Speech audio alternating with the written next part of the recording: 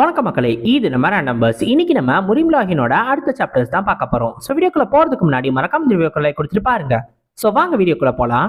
நம்ம போன சாப்டர்ஸ்ல என்ன பார்த்துருப்போம்னா, நம்ம ஜின் இருக்கான்ல, அவன் திருப்பியும் அவனோட முரிம் வேர்ல்டுல இருந்து அவனோட ஒரிஜினல் வேர்ல்டுக்கு வந்ததுக்கு அப்புறம் அவனோட நார்மலான ஹண்டர் லைஃபை தான் அவன் வாழ்ந்துகிட்டு இருப்பான்.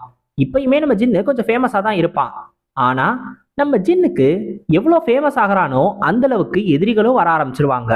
அந்த ஒரு காரணத்தினாலேயே நம்ம ஜின்னை அழிக்கிறதுக்குன்னே ஒரு கூட்டம் தனியா வந்து நம்ம ஜின்னு மேல இல்லாத பொல்லாத கதையை எல்லாத்தையுமே கட்டி விட்டு நம்ம ஜின்னை தப்பு தப்பா ப்ரொஜெக்ட் பண்ண ஆரம்பிச்சிருவாங்க. இது ஒரு பக்கம் இருக்குன்னா, இன்னொரு பக்கம் நம்ம ஹண்டர் இம்மையும் தேவையே இல்லாம அவர் கையெல்லாம் வெட்டி அவரையும் ரொம்ப ரொம்ப சீரியஸான நிலைமையில ஹாஸ்பிட்டல்ல சேர்க்க வச்சிருப்பாங்க. இப்ப நம்ம ஜின்னுக்கு ரொம்ப கோவம் வந்து இந்த மாதிரி நம்ம ஹண்டர் இம்மை பண்ணது யாரு அப்படின்னு சொல்லி தேடி போக ஆரம்பிச்சிருப்பான். அப்ப நம்ம சோயி அப்புறம் பட்லர் கிம் இவங்க ரெண்டு பேரோட உதவியோட எப்படியோ அது யாருன்றத கண்டுபிடிச்சிருவாங்க. இதோட தான் நம்ம போன சாப்டர்ஸை விட்டுட்டு போனோம். இப்ப இதுல இருந்து கண்டினியூ பண்ணுவோம். இப்ப நம்ம சாங் பொண்ணு இருக்குல்ல, அது இந்த ஒரு குண்டு பையனை பார்த்துட்டு இவன் யாரு, இவனா அவன், இவன் ரொம்ப ரொம்ப ஆர்டினரியா இருக்கானே அப்படின்னு சொல்லிட்டு சொல்லுவோம். உடனே நம்ம ஜின்னு சொல்லுவான், இவன் அட்லீஸ்ட் ஒரு எக்ஸ்பர்ட் மாஸ்டர் அப்படின்னு. என்னது எக்ஸ்பர்ட் மாஸ்டரா அப்படின்னு உடனே இல்ல இல்ல ஏ ரேங்க் ஹண்டர்னு சொன்னேன், உங்களுக்கு தான் காதுல சரியா விழுகல அப்படின்னு சொல்லிட்டு சமாளிச்சிருவான். இப்ப நம்ம சோயி அப்புறமா பட்லர் கிம் ரெண்டு பேருமே இவன் கண்டிப்பா ஏ ரேங்க் ஹண்டரா தான் இருக்கணும், அதுவும் ஏ ரேங்க்லயே ஒரு ஹை லெவல் ஹண்டரா இருக்கணும், அதாவது ஏ ரேங்க்குள்ளேயே கொஞ்சம் ஸ்ட்ராங்கான ஆளா இருக்கணும் அப்படின்ற மாதிரி சொல்லுவாங்க. நம்ம ஜின்னும் ஓஹோ அப்ப நீங்க எப்படி அவனை கண்டுபிடிச்சீங்க அப்படின்னு சொல்லிட்டு நம்ம பட்லர் கிம்மை பார்த்து கேட்பான். ஏன்னா நம்ம பட்லர் கிம் தானே கண்டுபிடிச்சாரு. அப்படி கேட்கும்போது தான் நம்ம பட்லர் கிம் சொல்லுவாரு, சிசிடிவி ஃபுட்டேஜை செக் பண்ணோம் அப்படின்னு. என்னது சிசிடிவியா? ஆனா இன்வெஸ்டிகேஷன் டீம் வந்து அந்த சிசிடிவி ஃபுட்டேஜை வந்துட்டு எடுத்துட்டு போயிட்டாங்க, அதை தரமாட்டாங்கன்னு சொன்னீங்களே, அப்புறம் எப்படி செக் பண்ணீங்க அப்படின்னு நம்ம ஜின் கேட்கும்போது, இந்த மாதிரி ஏதாவது ஒரு கதவை மூடிக்கிட்டாங்க அப்படின்னா நீ ஒன்னை காட்டினேன்னு வச்சுக்கோவேன், கண்டிப்பா அந்த கதவு தானாவே திறக்கும், அதான் பணம், அதை கொடுத்துட்டாங்க அப்படின்னு சொல்லி நம்ம சோய் சொல்லுவாரு. ஆனா எக்ஸ்டர்னலா ப்ரெஷர் போட்டதா சொன்னாங்களே, அப்புறம் எப்படி? எக்ஸ்டர்னலா ப்ரெஷர் போடுறாங்களா, எக்ஸ்ட்ராவா பணத்தை கொடுத்துருவாங்க, எக்ஸ்ட்ராவா பணத்தை கொடுத்துட்டாங்க, அவ்வளவுதான். ஆனா இதுக்கு பின்னாடி யாரோ ஒரு பெரிய ஆளுங்க இருக்காங்க போல. அந்த ஒரு காரணத்தினாலதான் எவ்வளவு பணம் கொடுத்தும் வெறும் சிசிடிவி ஃபுட்டேஜை மட்டும்தான் எங்களால வாங்க முடிஞ்சிச்சு, அவங்க கிட்ட இருந்து எந்த ஒரு உண்மையும் வாங்க முடியல, இது ஒரு பெரிய பிரச்சனையா இருக்க போகுது அப்படின்னு சொல்லி நம்ம சோய் சொல்லுவார். இப்ப நம்ம பட்லர் கிம்மும் சொல்லுவாரு, ஒருவேளை நம்ம அவசரப்பட்டு அவன் பக்கத்துல போய் அவனை கண்டுபிடிக்கணும்னு நினைச்சோம்னா கண்டிப்பா இது எல்லாமே ஒரு பெரிய பிரச்சனையாயிடும், அதனால நம்ம பொறுமையா தான் இதை கையாளணும். இன்னைக்கு நம்ம இப்படியே போறது, ஆமா நம்ம இன்னைக்கே போய் அவனை பிடிக்கிறது தான் நல்லதுன்னு சொல்லிட்டு டக்குன்னு நம்ம ஜின்னு அந்த காரை விட்டு இறங்குவான். இப்ப உடனே பட்லர் கிம்மும் சொல்லுவாரு, ஜின் நீ ரொம்ப ரொம்ப டேலண்டடான ஆளுன்னு எனக்கு தெரியும், இருந்தாலும் இந்த ஒரு எனிமி எப்படிப்பட்டவனே நமக்கு தெரியாது, எத்தனை பேர் இருப்பாங்கன்னு நமக்கு தெரியாது, அவசரப்பட்டு இறங்குறது நல்லது கிடையாது அப்படின்னு சொல்லுவாங்க. ஆனா நம்ம ஜின்னு அதை பத்தியெல்லாம் கவலைப்படுறவனா என்ன, வெளில இறங்கிட்டு பரவாயில்ல எத்தனை பேர் இருந்தாலும் பாத்துக்கலாம், அதுவும் இல்லாம இந்த குண்டு பையனை பார்க்கும்போது அந்த 3 முட்டாளுங்களே இவனை விட ஸ்ட்ராங்கா இருந்திருப்பாங்க அப்படின்னு தான் எனக்கு தோணுது, அதனால எந்த பிரச்சனையும் இல்லை அப்படின்னு சொல்லிட்டு சொல்லுவான். இப்போ உடனே நம்ம பட்லர் கிம்மும் சொல்லுவாரு, என்னால உன்னை தடுக்க முடியாது, ஏன்னா உன்னோட பிளானு எப்பயுமே ஒர்க் அவுட் ஆயிருக்கு, அதனால இந்த தடவை நான் விட்டுற போறேன் அப்படின்னு சொல்லிடுவாரு. நீங்க உண்மையிலேயே கரெக்டா இதை புரிஞ்சுக்கிட்டீங்க, நீங்க 3 பேரும் ஒரு 30 நிமிஷம் கழிச்சு வாங்க, அதுக்குள்ள எல்லாமே முடிஞ்சிருக்கும் அப்படின்னு சொல்லுவான். இப்போ உடனே நம்ம சோய் சொல்லுவாரு, டார்க் ஹண்டர்ஸ் எல்லாரும் மான்ஸ்டர்ஸை வேட்டையாடுறதுக்காக உருவாக்கப்பட்டவங்க கிடையாது, மனுஷங்களை வேட்டையாடுறதுக்காக ட்ரெயின் ஆக்கப்பட்டவங்க, அதனால நீ கொஞ்சம் கவனமா இருக்கணும் அப்படின்னு சொல்லுவாரு. மனுஷங்களையா? அந்த மாதிரி ஆளுங்களை வேட்டையாடுறதுக்கு தான் இந்த ஜின் இருக்கான், எத்தனை பேரை முறியம்ல பார்த்துருக்கேன், அதான் என்னோட ஸ்பெஷாலிட்டியே அப்படின்னு சொல்லி டைரக்டா அந்த வீட்டுக்கிட்ட போவான். இப்ப அந்த வீட்டுல இருக்கிற ஒரு 2 நாய் ஓ ஓ ஓ அப்படின்னு குலைச்சுக்கிட்டே இருக்கும். எனக்கு கொஞ்சம் ஆக்ரோஷமான நாய் வாய்ஸ் வரல, அதனால நீங்களே கொஞ்சம் ஆக்ரோஷமா அதை யோசிச்சுக்கோங்க. இப்ப இந்த நாய் குலைச்சது யாரை பார்த்துனா நம்ம ஜின்னை பார்த்துதான். தூரத்துல இருந்து நம்ம ஆளு அப்படியே பொறுமையா கால் எடுத்து வச்சு நடந்து வந்துகிட்டு இருப்பான். பக்கத்துல வர வர அவனோட அந்த ஒரு ஆரா அதை பார்த்துட்டு அந்த நாய் ரெண்டும் நடுங்க ஆரம்பிச்சிரும். நம்ம ஜின் சொல்லுவான், இனிமேல் குலைச்சா என்ன ஆகும்னு தெரியும்ல, புரிஞ்சுதா? அவ்வளோதான், 2 நாயும் நடுங்கிட்டு அந்த பக்கமா போயிருங்க. இப்ப நம்ம ஜின்னு தன்னோட கையை வச்சே அப்படியே அந்த பூட்டை உருக்கி அதை உடைச்சிக்கிட்டு உள்ள வருவான். அவன் உள்ள வந்த உடனே எக்கச்சக்க சிஸ்டம் நோட்டிபிகேஷன். என்னடான்னு பார்த்தா சுத்தி நிறைய டிஃபென்ஸ் மேஜிக் போட்டிருப்பானுங்க போல. அலாம் மேஜிக்கு, சவுண்ட் ப்ரூஃப் மேஜிக்னு எல்லாத்தையும் போட்டிருப்பானுங்க. இது எல்லாத்தையும் எதை பத்தியும் கவலைப்படாம நம்ம ஜின்னு பாட்டுக்கு உள்ள வந்துட்டுப்பான். உள்ள வந்த உடனே, ஓஹோ, நிறைய டிஃபென்ஸ் மேஜிக்லாம் போட்டிருக்கீங்களா, பரவாயில்ல, உண்மையிலேயே இதுதான் பெட்டர் அப்படின்னு சொல்லிட்டு உள்ள வந்திருப்பான். இப்ப இவனுங்க எல்லாரும் கதவை உடைச்சுக்கிட்டு வெளில வருவானுங்க. யாரா இந்த நேரத்துல அப்படின்னு நம்ம ஜின்னை பார்த்துட்டு, நீயா அப்படின்னு கேட்கும்போது, ஆமாங்க, நான் தான் பக்கத்து வீட்டுக்காரன், வில்லேஜ் யூத் அசோசியேஷன்ல இருந்து வரேன் அப்படின்னு டக்குன்னு ஒரு பிட்ட போடுவாப்புல. டேய், நீ ஜின் தேக்கியும் தானே அப்படின்னோனே, ஓஹோ, உனக்கு நீ ஏற்கனவே தெரியுமா, நீ எப்படா இந்த பிளேஸை கண்டுபிடிச்ச அப்படின்னு கேட்பானுங்க. எங்க கில்டுல ஒரு பணக்கார யங் மாஸ்டர் இருக்காரு, அவரோட பணத்தை வச்சு அவரோட கனெக்ஷன்ஸை வச்சு ஈஸியா கண்டுபிடிச்சிட்டோம் நம்ம ஜின்னு சொல்லுவான். இப்ப இந்த குண்டு பையனும் நம்ம ஜின்னு தனியா தான் வந்திருக்கான்றத கன்ஃபார்ம் பண்ண உடனே, நீ இப்படி தனியா வந்து மாட்டிக்கிட்டியே, நீ என்ன முட்டாளா, இந்த மாதிரி ஒரு இடத்துக்கு தனியா வந்திருக்க, நீ யாரை எதிர்த்து மோதிக்கிட்டு இருக்கன்னு உனக்கு தெரியவே இல்லை அப்படின்னு சொல்லுவானுங்க. உனக்கு தான் யாருக்கிட்ட மோதுறோன்றது தெரியல. ஓஹோ, யாரை பத்தி சொல்ற, அந்த இ ரேங்க் ஹண்டரா, அவனோட கையை வெட்டி போட்டு வந்தோமே, அந்த கையை ரெண்டையும் ஒட்ட வச்சிட்டாங்களா அப்படின்னு சொல்லிட்டு டக்குன்னு கலாய்க்கிற மாதிரி இந்த குண்டு பையன் பேசுவான். உடனே நம்ம ஜின்னும், ஆமா, ஒட்ட வச்சுட்டாங்க தான், ஆனா நீ செஞ்ச தப்புக்கு பலனை நீ தானே அனுபவிக்கணும், அதனால அதுக்கான விலையை வாங்கிட்டு போலான்னு தான் நான் இப்போ வந்திருக்கேன்னு சொல்லுவான். என்னது விலையா, என்ன, இது எல்லாம் வந்துட்டு நடந்ததை நினைச்சு நீ சந்தோஷப்படணும், ஏன்னா அத்தோட அவனை விட்டுட்டு வந்ததே பெரிய விஷயம். நீ இப்பவே போய் உன்னோட வீட்டுல எலி மாதிரி ஒளிஞ்சுக்கிறது தான் உனக்கும் நல்லது, இல்லைன்னா இது இன்னும் மோசமாயிடும் சொல்லுவான். மோசமாகிறதா, இதை விட மோசமான விஷயத்தை எல்லாத்தையுமே நான் பார்த்துட்டேன், அதுவும் இல்லாம ஒளிஞ்சுக்கிறது என் பழக்கம் கிடையாது, அதுவும் இல்லாம உன்கிட்ட நன்றி சொல்றதுக்கெல்லாம் ஒன்றும் அவ்வளோ பெரிய ஆள் கிடையாது அப்படின்னு நம்ம ஜின்னு அவன் சொன்னது எல்லாத்துக்கும் பதில் சொல்லுவான். இப்ப இந்த குண்டு பையனும் அவன் கூட இருக்கிறவங்களும் டக்குன்னு தங்களோட எனர்ஜியை ரைஸ் பண்ண ஆரம்பிச்சிருவானுங்க. என்ன குழந்தை, உன்னைய நிறைய பேர் பாராட்டிட்டாங்கன்னு யாரை எதிர்த்து மோதுறோனே தெரியாம இந்த மாதிரி பேசிக்கிட்டு இருக்கியா என்ன, நாங்க ஒன்றும் நீ நினைக்கிற மாதிரி சாதாரண ஹண்டர்ஸ் கிடையாது, நாங்கெல்லாம் எப்படிப்பட்டவங்கன்னே உனக்கு தெரியாதுன்னு சொல்லுவான். இப்ப நம்ம ஜின்னு 11, 15, 20, 28 மொத்தம் 28 பேரா, பரவாயில்ல, நிறைய பேரை சேர்த்திருக்கீங்க போல அப்படின்னு சொல்லிட்டு இவனை பார்த்து சொல்லுவான். உடனே இந்த குண்டு பையன் அதிர்ச்சியாகி, எப்படி இதை கண்டுபிடிச்சேன்னு கேட்கும்போது, ஏன்னா நானும் சாதாரண ஹண்டர் இல்லடா கண்ணா, நான் எப்படிப்பட்டவன்னு உனக்கு தெரியாம இருக்கிறது தான் உனக்கு நல்லது அப்படின்னு சொல்லுவான். இப்போ உடனே நம்ம ஜின்னு அவனுங்களுக்கு ஒரே ஒரு ஆப்ஷன் கொடுப்பான். 3 பேரு, அன்னைக்கு ஹண்டர் இம்மா அடிச்ச அந்த 3 பேரு, நீ இல்லாம இன்னும் 2 பேரு, மொத்தம் 3 பேரு. நீங்க 3 பேரும் வந்துட்டீங்கன்னா மற்றவங்க எல்லாரும் ஒருவேளை அவங்களோட வெப்பன்ஸை தூக்கி போட்டுட்டு உண்மையை ஒத்துக்கிட்டாங்க அப்படின்னா நான் எல்லாரையும் பெருசாலாம் அடிக்க மாட்டேன், லைட்டா தட்டு தட்டிட்டு விட்டுருவேன், இல்ல நான் என்ன சொல்லணும்னு அவசியம் இல்லைன்னு நினைக்கிறேன் அப்படின்னு சொல்லுவான். இது கேட்ட உடனே அவனுங்க என்னமோ சிரிச்சுட்டு தான் இருப்பானுங்க, ஏன்னா 28 பேர் இருக்கானுங்கல்ல, நம்பர்ஸ் படி பார்த்தா அவனுங்க எக்கச்சக்க பேரு, நம்ம ஜின்னு ஒத்தாளு. அப்ப இந்த ஒத்தாளோட தலை எடுக்கிறதுக்கு பின்னாடி 2 தலை வந்து நிற்கும். இப்ப அவனுங்க 2 பேரும் நம்ம ஜின்னை கொல்றதுக்காக வருவானுங்க. ஆனா நம்ம ஜின்னு அந்த செகண்ட்ல மறைஞ்சு அவனுங்களுக்கு பின்னாடி போய், ஃபர்ஸ்ட் இந்த 2 பேர்ல இருந்து ஆரம்பிப்போமா அப்படின்னு சொல்லிட்டு சட்டுன்னு அவனுங்க 2 பேரோட கையையும் காலையும் வெட்டி போட்டுருவான். இப்போ உடனே அவனுங்கெல்லாம் கத்துவானுங்கல்ல, அதை பார்த்த உடனே இவனுக்கு தெரிஞ்சு போயிடும் அந்த குண்டு பையனுக்கு நம்ம ஜின்னு கொஞ்சம் பவர்ஃபுல்லான ஆளு அப்படின்னு.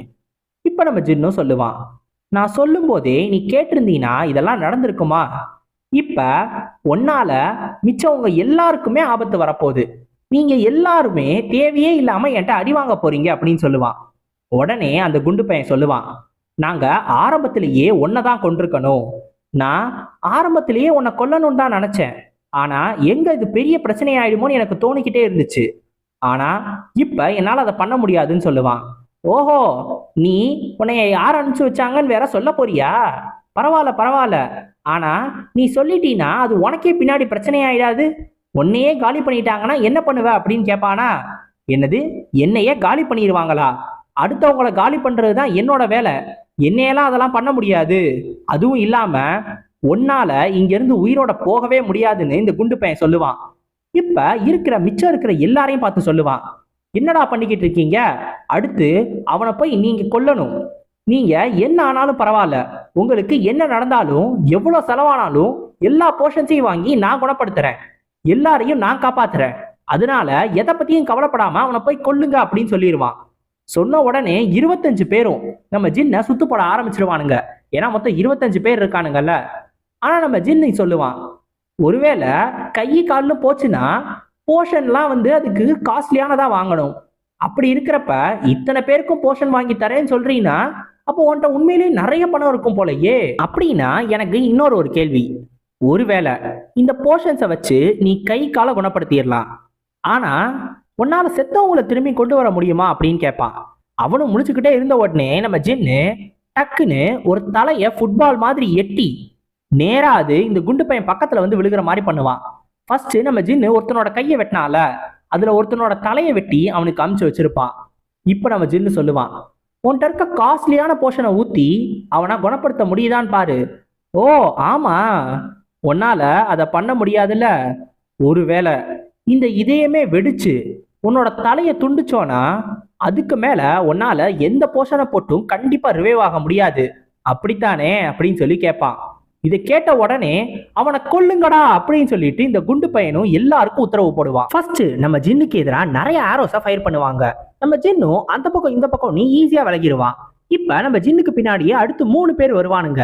ஆனா அவ்வளோதானா அப்படின்ற மாதிரி நம்ம ஜின்னு ஃபர்ஸ்ட் அவனுங்களோட கத்தியை உடைப்பான், அடுத்து அவனுங்களோட எலும்பை உடைப்பான், அடுத்து பின்னாடி நிக்கிறவனுங்க எல்லாரையும் வெட்ட ஆரம்பிச்சிருவான்.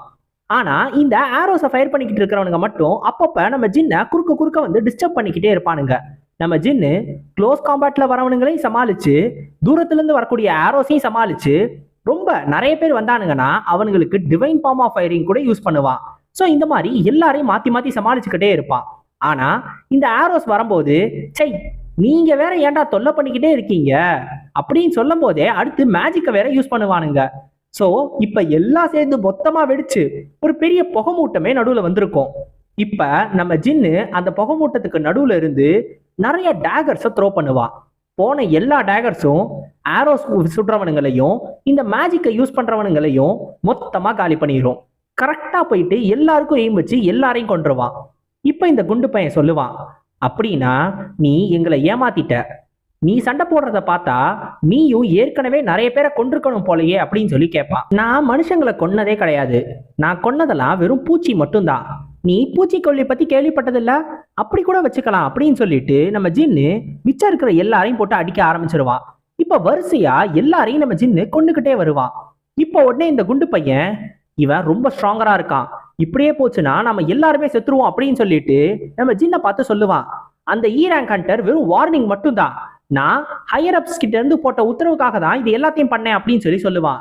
அப்படியா, அப்ப எனக்கு அந்த வார்னிங் பிடிக்கல, எனக்கு அது சுத்தமா பிடிக்கல அப்படின்னு சொல்லுவான். எங்களுக்கு இது புரிஞ்சிருச்சு, நீ தயவு செஞ்சு இது எல்லாத்தையும் நிறுத்து அப்படின்னு இந்த குண்டு பையன் கேட்டாலும் நம்ம ஜின்னு முடியாதுன்னு சொல்லிடுவான். இப்ப உடனே இந்த குண்டு பையன் சொல்லுவான், நீ நிறுத்தலைனா இது இன்னும் மோசமா கூட ஆகலாம், உனக்கு உன்னோட அம்மாவை பத்தியும் தங்கச்சியை பத்தியும் கவலை இல்லையான்னு கேட்பான். இப்ப நம்ம ஜின்னு நிறுத்திடுவான். இப்ப நிறுத்தின உடனே நான் சுப்பீரியர்ஸ் கிட்ட நானே போய் பேசுறேன், உனக்காக நான் போய் நடுவுல இருந்து உனக்காக பேசுவேன், நீ கவலைப்படாத, நீ எங்களுக்கு ஒரே ஒரு விஷயத்த மட்டும் ப்ராமிஸ் பண்ணினா போதும், இனிமேல் நீ ஒரு ஹண்டரா வாழாம ஒரு நார்மல் சிட்டிசனா வாழணும், அதை மட்டும் ப்ராமிஸ் பண்ணினா கண்டிப்பா இது எல்லா பிரச்சனையுமே விட்டுறலாம், அதுக்கு பதிலா உனக்கு நிறைய காசையும் நான் வாங்கி தரேன் அப்படின்னு சொல்லுவான். ஓஹோ, நடுவுல இருந்து நீ பேச போறியா, ஒருவேளை நான் உன்னைய நடுவுல அப்படியே மொத்தமா வெட்டிட்டு உன்னைய அப்படியே எடுத்துட்டு போய் நானே உன்னோட சுப்பீரியர்ஸ்ட பேசினா என்ன, அது இன்னும் பெட்டரா இருக்கும் தானே அப்படின்னு சொல்லி நம்ம ஜின்னு இன்னமும் அவனுங்களை அடிச்சுட்டு இப்ப டைரக்டா இந்த குண்டு பையனை அடிக்கிறதுக்காக வருவான். ஃப்ளேம் எக்ஸ்டிங்யூஷிங் டிவைன் ஃபிஸ்ட்டை எடுத்துக்கிட்டு இப்ப இந்த குண்டு பையனும் தன்னோட கையில நக்கல்ஸை போட்டு அதை வச்சு நம்ம ஜின்னா அடிக்கலான்னு போவான். இவனுங்க 2 பேரும் அப்படியே தங்களோட கையை வச்சு அடிப்பானுங்க. இதை பார்க்கும்போது கிட்டத்தட்ட மாஸ்டர் படத்துல வர சீன் மாதிரியே இருக்கும். ஒரு பக்கம் காப்பு, இன்னொரு பக்கம் வெறும் கை. அந்த படத்துல ஜெயிச்சது என்னமோ காப்பு தான், ஆனா இங்க ஜெயிக்கிறது என்னமோ கைதான். நம்ம ஜின்னை அடிச்ச அடியில அந்த நக்கிள்ஸ் உடைஞ்சு, அதை போட்டிருந்த அந்த குண்டு பையனோட கை உடைஞ்சு, அதோட ஷோல்டர் உடைஞ்சு, மொத்தமா செவுரும் உடைஞ்சு, அவன் செவுத்தையும் உடைச்சுக்கிட்டு போய் விழுவான். அவ்வளோதான். இப்ப இந்த குண்டு பையன் கேட்பான், யாரு நீ அப்படின்னு. நம்ம ஜின்னு, நான் ஒரு சாதாரண சிட்டிசன், ஆனா தேவையே இல்லாம என்கிட்ட பிரச்சனை பண்ணா அவங்களுக்காக மான்ஸ்டரா கூட மாறுவேன். அதுவும் இல்லாம நீ வைட்டல் சப்ரஷன்ஸ் பத்தி கேள்விப்பட்டிருக்கியா அப்படின்னு சொல்லி கேட்பான். இப்ப நம்ம ஜின்னு இவனை டார்ச்சர் பண்ண போறான், அதுவும் அவனுக்கு தெரிஞ்ச மார்ஷியல் ஆர்ட்ஸ் டெக்னிக்ஸை யூஸ் பண்ணி. இப்ப நம்மளுக்கு இந்த ஒரு மியோங்டாங் கில்டை காட்டுவாங்க. இந்த ஒரு மியோங்டாங் கில்டு இருக்குல்ல, இந்த கில்டுக்கு அந்த பார்க் ஜிஹூன் அவன் கில்டு மாஸ்டரை பார்க்கறதுக்காக வந்திருப்பான். உள்ள போன உடனே என்னைய பார்க்கணும்னு சொன்னீங்களாமே, என்னாச்சு அப்படின்னு சொல்லி கேட்பான். இப்போ உடனே இந்த கில்டு மாஸ்டர் டக்குன்னு ஒரு நியூஸ் பேப்பரை எடுத்து, இவனை எதுக்காக கொன்ன, ஜியோங் கியூன்வோவை எதுக்காக கொன்ன அப்படின்னு சொல்லி கேட்பாரு. இவர் தான் மியோங்டாங் கில்டோட கில்டு மாஸ்டர் பார்க் டேசோப். இப்ப இவர் இதை கேட்ட உடனே இந்த பார்க் ஜிஹூன் என்ன சொல்லுவானா, அவனுக்கு சந்தேகம் வந்துருச்சு, அதனாலதான் அவனை கொல்ல வேண்டியதா போயிடுச்சுன்னு சொல்லுவான். சந்தேகம் வந்துருச்சுன்னா அப்ப அவன் இனிமேல் உண்மையை பத்தி பேசாம இருக்கிறதுக்கு நீ ஏதாவது பண்ணியிருக்கணும், அதுக்கு பதிலா அவனை கொல்லக்கூடாது அப்படின்னு இந்த கில்டு மாஸ்டர் சொல்லுவாரு. அது என்னோட வேலை கிடையாது, என்னோட வேலை எவனாவது பிரச்சனை பண்ணானா அவனை கொல்றது, அவ்வளவுதான் அப்படின்னு சொல்லுவான். என்னோட பெர்மிஷன் இல்லாமே அதை கொன்றுவியா அப்படின்னு சொல்லி கேட்கும் போது, உங்க பர்மிஷனை நான் வாங்கணுமா என்ன அப்படின்னு கேட்பான். இப்ப உடனே இவரும் கோவப்படுவாரு. இப்ப இந்த பார்க் ஜிஹோனை பார்த்து சொல்லுவாரு, நான் இந்த கில்டை உருவாக்குறதுக்கு என்னோட வேர்வை ரத்தம்னு எல்லாத்தையும் சிந்திதான் இந்த ஒரு கில்டை உருவாக்கியிருக்கேன். நீ என்னோட கில்டோட மெம்பரை என்னையே கேட்காம கொல்லுவியா அப்படின்னு கேட்கும்போது, ஏன் கில்டு மாஸ்டர் நீங்க இந்த மாதிரிலாம் பேசிக்கிட்டு இருக்கீங்களே, ஒருவேளை உண்மை ஏதாவது வெளில தெரிஞ்சிச்சுன்னா என்ன ஆகும்னு சொல்லி கொஞ்சம் யோசிச்சு பார்த்துருக்கீங்களா? ஒருவேளை உண்மை மட்டும் தெரிஞ்சிச்சு, நீங்க மட்டும் கிடையாது, இந்த மொத்த கில்டும் போயிடும். அதனால பின்னாடி எனக்கும் பிரச்சனை வர வாய்ப்பு இருக்கு, அதனாலதான் நானே இந்த பிரச்சனையை முடிச்சு வச்சேன்னு சொல்லுவான். அப்போ உடனே இவர் இன்னமும் கோவப்படுவாரா, நீங்க உங்களோட வார்த்தைகளை தெளிவா பேசுங்க, நீங்க ஒரு வார் ஹீரோ, நீங்க அந்த போருக்காக, அந்த கிரேட் வார்க்காக உங்களோட ரத்தத்தை சிந்திருக்கேன்னு சொன்னா அதை நான் ஒத்துக்கிருவேன். ஆனா இந்த கில்டுக்காக சிந்திருக்கேன்னு சொல்ற பாத்தீங்களா, அதை கொஞ்சம் என்னால ஏத்துக்க முடியல, கொஞ்சம் தெளிவா பேசுங்க அப்படின்னு சொல்லுவான். இப்ப உங்களுக்கு எதுவும் சொல்றதுக்கு இல்லைன்னா நான் இப்பவே கிளம்புறேன், அதுவும் இல்லாம நெக்ஸ்ட் டைம் இந்த மாதிரிலாம் என்னைய கூப்பிட்டுக்கிட்டுலாம் இருக்காதீங்க, எது சொல்றதா இருந்தாலும் போன்ல சொல்லுங்க, எனக்கு நிறைய வேலை இருக்குன்னு சொல்லிட்டு போவான்.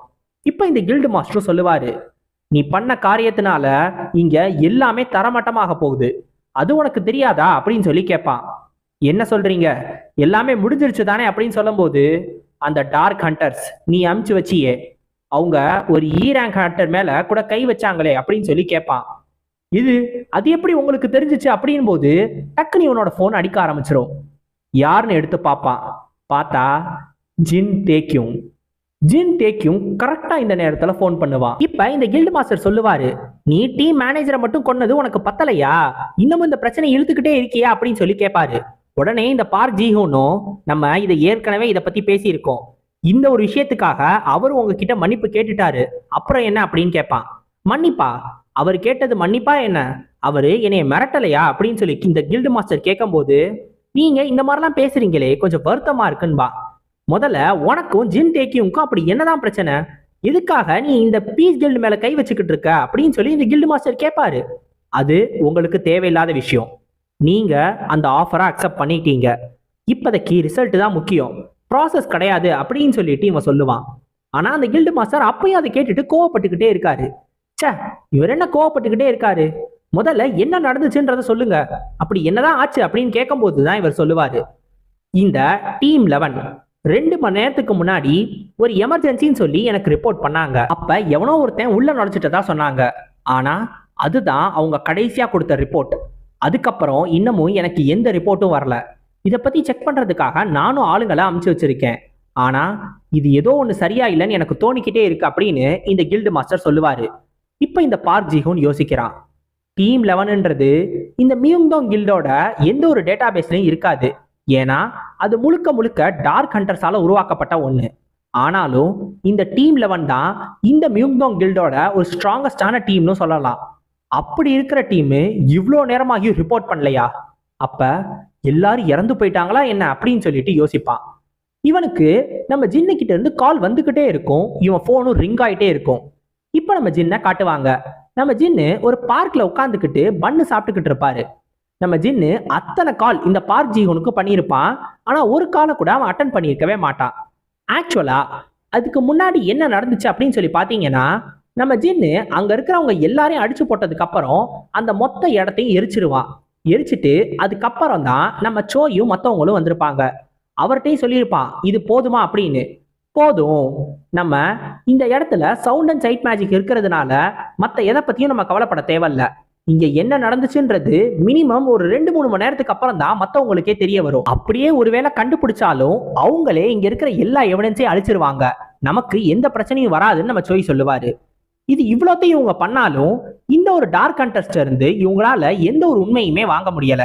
ஏன் அப்படின்னா, அங்க இருக்கிற எந்த டார்க் ஹண்டருக்கும் இது என்ன உண்மை, யாரு அவங்களுக்கு காசு கொடுத்து இதெல்லாத்தையும் பண்ண சொல்றதுன்னு யாருக்குமே தெரியாது. அதனாலதான் எவ்வளோ டார்ச்சர் பண்ணாலும் எவனும் எந்த ஒரு உண்மையும் சொல்லவே இல்லை. அது மட்டும் கிடையாது, நம்ம ஜின்னு உள்ள வந்தான்ல, அப்ப நிறைய மேஜிக் கூட ஆக்டிவேட் ஆச்சுல, அந்த சவுண்ட் ப்ரூஃப் அலாம அது இதுன்னு. அப்படி ஆக்டிவேட் ஆனப்பயே இவனுங்க எல்லா எவிடன்ஸையும் எரிச்சிட்டானுங்களாம். அதனால இவங்களுக்கு சாலிடா எந்த ஒரு எவிடன்ஸுமே கிடைக்கல. நம்ம ஜின்னு ஜஸ்ட் ஒரே ஒரு வார்த்தையை மட்டும்தான் கேட்டிருப்பான். அது என்ன அப்படின்னா, மியோங்தோங் கில்டு தான் இதுக்கு பின்னாடி இருக்கு அப்படின்னு சொல்லிட்டு அந்த குண்டு பையன் சொன்னது.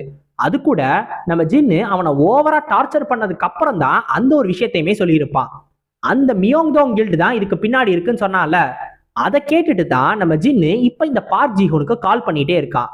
ஏன்னா இந்த பார்க் ஜீஹூன் மியோங்தோங் கில்ட சேர்ந்தவன் அப்படின்றது நம்ம ஜின்னுக்கு தெரியும்.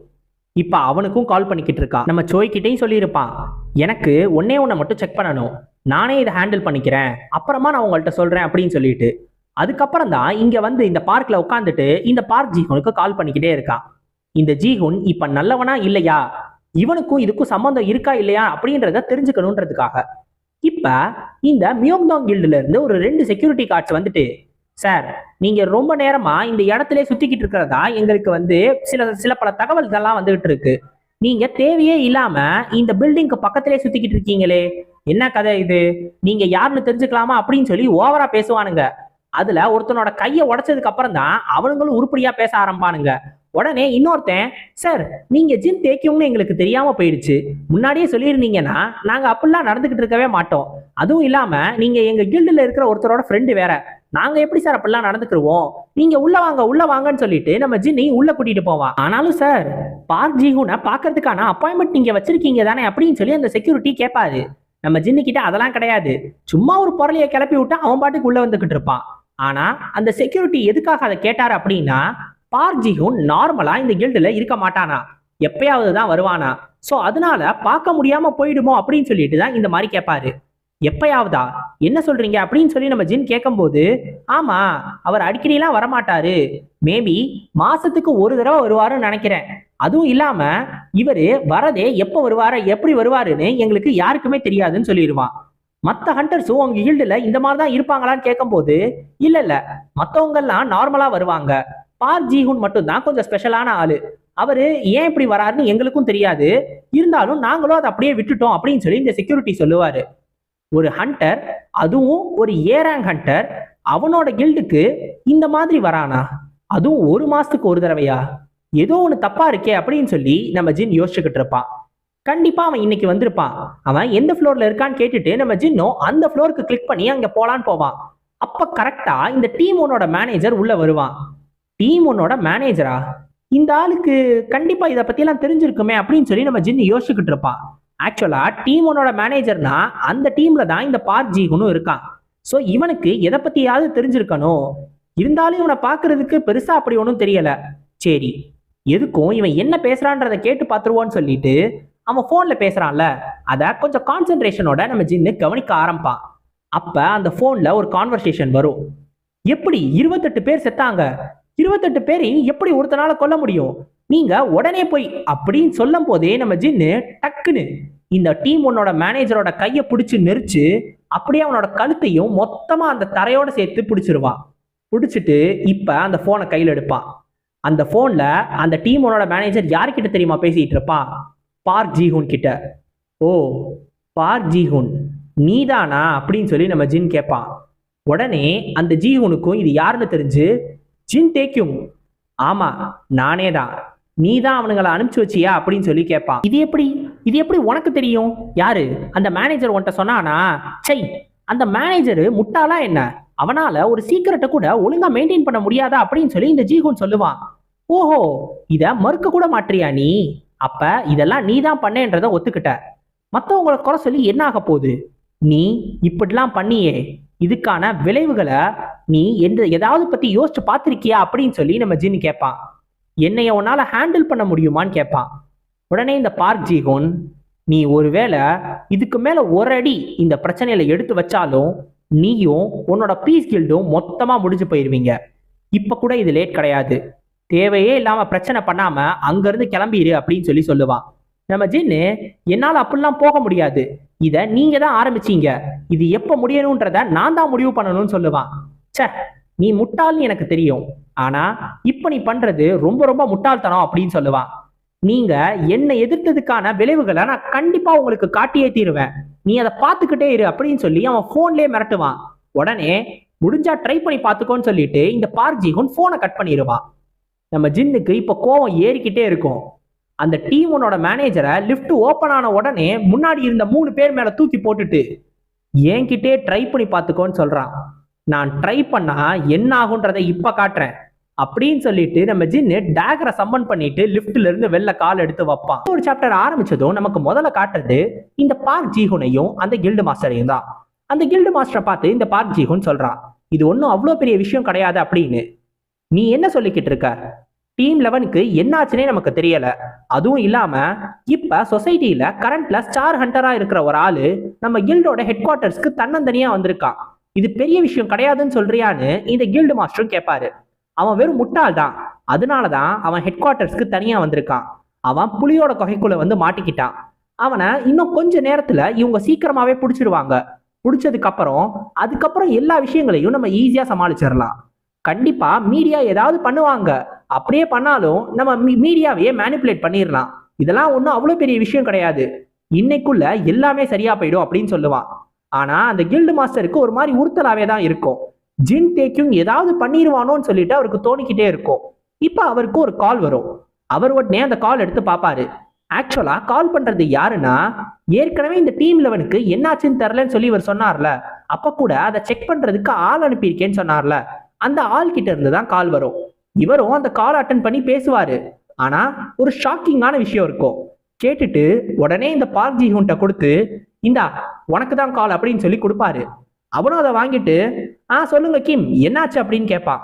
ஆனா பேசுறது கிம் கிடையாது, இது மியோங்தோங் கில்ட சேர்ந்த பார்க் ஜீஹூன் தானே அப்படின்னு சொல்லி ஆப்போசிட்ல இருக்கிற அந்த ஒரு ஆள் கேட்பான். இது கிம் கிடையாதே, யார் நீ அப்படின்னு இந்த பார்க் ஜீஹூன் கேட்கும் போது, நான் தான் பீஸ் கில்ட சேர்ந்த சோய் மின்வோ அப்படின்னு சொல்லுவாரு. ஸோ டீம் லீடர் சோய் தான் அது. இவனோட ஆளு மாட்டிக்கிட்டானுங்க போல. நம்ம சோய் தான் அவன் போனை வாங்கி இந்த போனை எடுத்து பேசியிருக்காரு. இப்போ உடனே இந்த பார்க் ஜீஹூனும் ஏதோ ஒன்று சொல்லிக்கிட்டு இருப்பான். கரெக்டா அந்த நேரத்துல அவனோட போன் ரிங் ஆக ஆரம்பிச்சிரும். உடனே அவனும் என்னன்னு எடுத்து பார்ப்பான். பார்த்தா இவனுக்கு அந்த டீமோட லீடர் இருக்கார்ல, அவர் ஒரு போட்டோ அமைச்சிருப்பாரு. ஓஹோ, அப்ப அவனை புடிச்சிட்டாங்க போல. அந்த ஜின் டேக்யூங் தேவையே இல்லாம புலியோட குகைக்குள்ளே வந்து மாட்டிக்கிட்டான். இப்ப ஹெட் குவார்டர்ஸ்குள்ள தானாவே வந்து மாட்டினதுனால அவனை வச்சே எல்லா பிரச்சனையும் முடிச்சிடலான்னு சொல்லிட்டு அந்த போட்டோவை ஓபன் பண்ணுவான். ஆனா அவன் நினைச்ச ரிசல்ட் அதுல இருக்காது. ஏன்னா அந்த போட்டோல இருந்து அவன் ஜின் டேக்யூங் மாட்டினதை பார்க்க மாட்டான். ஜின் டேக்யூங் கிட்ட மியோங்தோங் கில்டு மாட்டினதை தான் பார்ப்பான். அந்த டீம் 1 லீடரை அவன் மூஞ்சிய உடைச்சு அவனையும் பார்க் ஜீஹூனோட ஆபீஸ்லயே படுக்க வச்சு அதை டீம் 1 லீடரோட போன்லயே போட்டோ எடுத்து அதை பார்க் ஜீஹூனுக்கு அனுப்பிச்சிருப்பான். இப்ப இந்த ஜீஹூன் யோசிப்பான், அப்படின்னா இவனை யாராலையுமே தடுக்க முடியலையா? இவன் தன்னந்தனியா வந்து கூட கில்டுல இருக்கிற ஒருத்தரால கூடவா இவனை தடுக்க முடியலன்னு யோசிப்பான். நம்ம ஜின்னு, எனக்கு வரும்போது ஐஸ்கிரீம் வாங்கிட்டு வான்னு சொல்லி மெசேஜ் அனுப்புவான். கோவத்துல போனை உடைச்சிட்டு நேரா அந்த கில்டுக்கு போலான்னு போவானுங்க. அந்த கில்டு அவ்வளோ நல்ல நிலைமையில இருக்காது. இருக்கிற நிறைய பேருக்கு அவ்வளோ அடி, கில்டுலையும் பெரிய பெரிய டேமேஜஸ் இருக்கும். எல்லா பக்கமும் சண்டை நடந்ததுக்கான அடையாளம் இருக்கும். அந்த அளவுக்கு ஒரு பெரிய சண்டை போயிருக்கும். ஆனா சண்டை போட்டது என்னமோ ஒரு ஆள் தான். அவனை எதிர்த்து ஒரு கில்டு தான் அடிச்சிச்சு. சொல்லப்போனா கில்ட அடி வாங்கினுச்சு. இப்ப ஒரே ஒரு ரூமுக்கு வெளில எக்கச்சக்க கில்டு மெம்பர்ஸ் மிச்சம் ஓரளவு சர்வைவ் ஆயிருப்பானுங்கல்ல, அவனுங்க எல்லாரும் வந்து அப்படியே காட் பண்ணிட்டு நின்றுட்டு இருப்பானுங்க. ஏன்னா அந்த ரூமுக்குள்ளதான் அந்த புலியே உட்கார்ந்துருக்கு. இது புலியோட குகை இல்ல, குகைக்குள்ள வந்ததுதான் புலி. இப்ப நம்ம ஜின்னு அந்த ரூமுக்குள்ள தன்னந்தனியா உட்காந்துட்டு இப்ப நடந்த விஷயங்கள் எல்லாத்தையும் இந்த டீமோட லீடர் அடி வாங்கின அந்த போட்டோவை முதற்கொண்டு எல்லாத்தையும் நம்ம சோய்க்கு அனுப்பிச்சிருவான். அனுப்பிச்சிட்டு இன்னும் கொஞ்ச நேரத்துல எல்லாம் சரியாயிரும்ன்ற மாதிரி சொல்லிக்கிட்டு இருப்பான். அப்ப கரெக்டா பக்கத்துல இருந்து டக் டக் டக்னு சவுண்ட் கேட்டுக்கிட்டே இருக்கும். டேய், நான் தான் ஒண்ணுமே பண்ணலையடா, அப்புறம் ஏன்டா சும்மா காலை போட்டு ஆட்டிக்கிட்டே இருக்க, என்னடா இது பேஸ்மெண்ட் இவ்வளவு வீக்கா இருக்கு அப்படின்ற மாதிரி கேட்பான். அது வந்துங்க பில்டிங் ஸ்ட்ராங்குங்க, ஆனா பேஸ்மெண்ட் தான் கொஞ்சம் வீக்கா இருக்கு அப்படின்ற மாதிரி இந்த செக்யூரிட்டி பக்கத்துல நின்று பயந்துகிட்டு இருப்பான். சோ இவனை ஒண்ணு நம்ம ஜின்னு பண்ணியிருக்க மாட்டான். ஆனா இவ்வளவு நேரம் அடிச்சான்ல, அது எல்லாத்தையும் போட்டோ எடுத்து தர சொல்லியிருப்பான். இவன் கூட நம்ம ஜின்னு பேசிக்கிட்டு இருக்கும் போதே இந்த ஒரு இடத்துக்கு இந்த கில்டு மாஸ்டரும் பார்க் ஜிஹுனும் வந்துருவாங்க. இப்ப நம்ம ஜின்னு அவனை பார்த்துட்டு எங்கடா அதுன்னு கேட்பான். என்னது? அதான் உனக்கு மெசேஜ் அனுப்பினேனே, ஐஸ்கிரீம் வாங்கிட்டு வரலையா? அட பாவி அப்படின்ற மாதிரி நம்ம ஜின்னு கேட்ட உடனே, டேய் நீ என்ன சீரியஸாவா பேசிக்கிட்டு இருக்க? சீரியஸாவா? சரி, அப்ப அதை எதுக்காக பண்ணன்னு நம்ம ஜின் கேட்பான். அவரு அப்படி என்ன பண்ணிட்டாரு, அவர் அப்படி என்ன தப்பு பண்ணிட்டாருன்னு அவருக்கு அந்த ஒரு நிலைமையை ஏற்படுத்தி இருக்கன்னு கேட்பான். இது கேட்ட உடனே இந்த பார்க் ஜிஹூன், அவன் எதுவுமே பண்ணல, ஏதாவது ஒண்ணு தப்பா இருக்கு அப்படின்னா அது நீதான், நீ இவ்வளோ பெரிய ஆளா வளர்ந்துருக்கவே கூடாதுன்னு சொல்லுவான். ஏன் தெரியுமா? இந்த கில்டு மார்க்கெட் ஏற்கனவே ஓவர் சேச்சுரேட்டடா இருக்கா. இந்த மாதிரியான ஒரு நேரத்துல ஏதோ ஒரு கில்டு வெறும் 5 ஹண்டரை வச்சுட்டு அப்படியே புதுசா வரானுங்க. அதுல நம்ம ஜின் டேக்யூங் மாதிரி ஒரு ஹண்டர் இருக்கான். நீங்க இப்போதைக்கு ஒரு சின்ன கில்டா இருக்கீங்க, ஆனா போக போக நீங்க பெரிய கில்டா மாறிடுவீங்க. அது மற்றவங்களோட லாபத்தை பாதிக்கும். அந்த ஒரு காரணத்தினாலதான் நான் உனக்கு ஒரே ஒரு வார்னிங் கொடுத்தேன். இது நான் மட்டும் கிடையாது, எந்த ஒரு பெரிய கில்டா இருந்தாலும் இதே விஷயத்தை தான் பண்ணியிருப்பாங்கன்னு சொல்லுவான். நம்ம ஜின்னு யோசிப்பான், இந்த ஒரு காரணத்துக்காகவா, இந்த ஒரு காரணத்துக்காகவா அந்த மாதிரி ஒரு ஆளுக்கு இப்படி ஒரு விஷயத்த பண்ண அப்படின்னு சொல்லி கேட்பான். இது வெறும் ஆரம்பம் மட்டும்தான். நாங்க ஏற்கனவே உங்களுக்கு கிடைக்க வேண்டிய எல்லா ஹை ரேங்கிங் கேட்ஸையுமே பிளாக் பண்ண ஆரம்பிச்சிட்டோம். போக போக உங்களுக்கு ஒரு கேட் கூட கிடைக்காம எங்களால பண்ண முடியும்னு சொல்லுவான். நம்ம சோய் கூட நம்ம ஜின் கிட்ட சொல்லுவார்ல, ஒரு ஏ ரேங்க் கேட் கூட அவைலபிளா இல்லவே இல்லை, அடுத்து ஒரு வாரத்துக்கு ஃபுல்லா புக் ஆயிருக்குன்னு. அதுக்கான காரணம் இதுதான், அது இவனுங்க பண்ண வேலை தான். இது எல்லாமே என்ன எதேர்ச்சியா நடக்குதுன்னு நினைக்கிறியா? எல்லாமே எங்களோட பிளான் தான். நீங்க இன்னும் நிறைய கில்டு மெம்பர்ஸை வேற எடுத்திருக்கீங்கன்னு நான் கேள்விப்பட்டேன். அடுத்த வருஷத்துக்குள்ள எல்லாரையும் துரத்த வேண்டிய நிலைமை இருக்கும். ஏன்னா உங்க கில்ட அதுக்குள்ள அகல பாதாளத்துக்கு கொண்டு போயிருவோம்னு சொல்லுவா. நம்ம ஜின்னுக்கு அப்படியே கோவம் அதிகமா வரும். இருந்தாலும் கோவத்தை கட்டுப்படுத்திட்டு நம்ம ஜின் சொல்லுவான், பரவாயில்ல, நல்ல மூவ் தான் யூஸ் பண்ணியிருக்கீங்க. நீங்க பெரிய கில்டா அப்படியே வளர்ந்துடலன்றது இப்ப எங்களுக்கு தெரியுது. இருந்தாலும் என்கிட்டையும் யூஸ் பண்றதுக்கு ஒரு நல்ல கார்டு இருக்கு. இப்போ ஒருவேளை இந்த மியோங்டோங் கில்டு பண்ண எல்லா விஷயங்களையும் அப்படியே கொண்டு போய் மீடியா கிட்ட எக்ஸ்போஸ் பண்ணா என்ன ஆகும்னு யோசிச்சு பாரு. எல்லாத்தையும் அப்படியே மக்களுக்கு படம் போட்டு காட்டுவேன். உண்மையிலேயே இன்ட்ரெஸ்டிங்கா இருக்குல்ல? நான் இதை போய் போலீஸ்ட சொன்னா நீங்க ஈஸியா போலீஸை கரெக்ட் பண்ணிடுவீங்கன்னு எனக்கு நல்லாவே தெரியும். அதனால இது எல்லாத்தையும் அப்படியே கொண்டு போய் மக்கள்கிட்ட காட்டினா அப்போ உங்களால ஒண்ணுமே பண்ண முடியாதுல்ல. ஏன், எங்க கில்டுக்கே சேனல் இருக்கு, பேசாம நாங்களே இதை லைவ் ஸ்ட்ரீமிங்கா போடலாம். மறக்காம எங்க கில்டோட சேனலுக்கு போயிட்டு லைக் சப்ஸ்கிரைப் பண்ணிட்டு பக்கத்துல ஒரு பெல் ஐகான் இருக்கும், அதையும் கிளிக் பண்ணிருங்க. இது பீஸ் கில்டோட சேனலுக்கு மட்டும் கிடையாது, நம்ம ரேண்டம் வர்ஸ்க்கும் தான். மறக்காம பண்ணிருங்க. உன்னால ஹேண்டில் பண்ண முடியாத மேட்டர்ஸ்ல கை வைக்காம இருக்கிறது தான் உனக்கு நல்லதுன்னு இந்த ஜீகுன் சொல்லுவான். என்னால முடியும்னு நம்ம ஜின் சொல்லுவான். நீ எல்லா பெரிய கில்டையும் எதிர்க்கணும்னு நினைக்கிறியா? நான் ஒருவேளை எக்ஸ்போஸ் பண்ணா ஒன்னால அதுல இருந்து மீண்டு வர முடியுமா நம்ம ஜின் பதிலுக்கு கேட்பான். இப்ப இவனுங்க 2 பேருக்குள்ளேயும் கோவமா நல்ல ஹீட்டடான ஒரு கான்வர்சேஷன் போயிட்டு இருக்கோம். ஆனா உடனே பொறுமையாகி இந்த ஜீகுன் சொல்லுவான், சரி நான் வேணா ஒண்ணு சொல்றேன். இந்த பீஸ் கில்டு நீங்க பிடிச்சு வச்சிருக்கீங்களே எல்லா ஆட்கள், அவங்க எல்லாரையும் திரும்பி எங்கள்கிட்ட கொடுக்கணும். அதுக்கு பதிலா உங்களுக்கு லேண்டும் ப்ராப்பர்ட்டி ஓனர்ஷிப்பும் நாங்க தருவோம். அதோட நாங்க இதுக்கு முன்னாடி தடுத்து வச்ச எல்லா ஹை ரேங்கிங் கேட்ஸையும் உங்களுக்கு கொடுப்போம். அதே மாதிரி இதுக்கு காம்பன்சேஷனா பணமும் கொடுப்போம். இதுவே உங்களுக்கு போதும் தானே? ஏன் இதுவே உங்களுக்கு அதிகம் தானேன்னு கேட்பான். கரெக்டு தான், இதுவே போதும் தான். ஆனா நீ ஒரே ஒரு விஷயத்த மிஸ் பண்ற நம்ம ஜின் சொல்லுவான். அது என்ன தெரியுமா? ஒரு மன்னிப்பு. நீ ஏதாவது தப்பு பண்ணினா அதுக்காக நீ மன்னிப்பு கேட்டுதான் ஆகணும்னு சொல்லுவான். என்ன சொல்லிக்கிட்டு இருக்க? அந்த ஈரான் குப்பை கிட்ட வந்து என்ன மன்னிப்பு கேட்க சொல்றியா? அதுவும் இந்த பார்க் ஜிஹுன் போய் மன்னிப்பு கேட்கணுமான்னு இந்த ஜிஹுன் கேட்கும் போது, என்ன உன்னால முடியாதா என்ன? ஆனா நீ மட்டும் தனியா போக கூடாது அப்படின்னு சொல்லும் போதே இந்த கில்டு மாஸ்டர் சொல்லுவாரு, கவலைப்படாத, நானும் போய் மன்னிப்பு கேட்க தான் போறேன்னு. சே சே சே, நான் உங்களை சொல்லவே இல்லை. நீங்க ஓகே தான், ஆனா நான் சொல்லிக்கிட்டு இருக்கிறது இந்த ஜீஹூனுக்கு ஒருத்தர் உத்தரவு போட்டாரே அவனும் வந்து மன்னிப்பு கேட்டாகணும்னு சொல்லுவான். இப்போ உடனே இந்த ஜீஹூனுக்கு அதிர்ச்சியாகி, நீ என்ன பேசிக்கிட்டு இருக்கன்னு சொல்லும் போது எனக்கு ஒரு சில விஷயங்கள் புரியவே இல்லை. இந்த படுத்து கிடக்குறானே இந்த சொட்டை, இவன் டீம் உன்னோட லீடர், இவன் கண்டிப்பா உன்னோட வீக் தான். ஆனா இவன் லீடரா இருக்கான், ஆனா நீ வெறும் ரெகுலர் ஹண்டரா இருக்க. ரெண்டாவது, இந்த கில்டுல நீ ஒரு மாசத்துக்கு ஒரு தடவை தான் வந்துட்டு போவியா, இருந்தாலும் கூட உனக்கு இவ்வளோ பெரிய ஆபீஸை கொடுத்துருக்காங்க. அண்ட் கடைசியா இந்த கில்டோட கில்டு மாஸ்டரே அங்கே நின்றுக்கிட்டு இருக்காரு. ஆனா எல்லா காம்பன்சேஷனை கொடுக்கறத பத்தியும் நீ பேசிக்கிட்டு இருக்க. இது எல்லாத்தையும் நான் எப்படி புரிஞ்சுக்கணும்னு நினைக்கிறேன்னு கேட்பான். இது கேட்டோடனே ரெண்டு பேரும் அமைதியா இருப்பாங்க.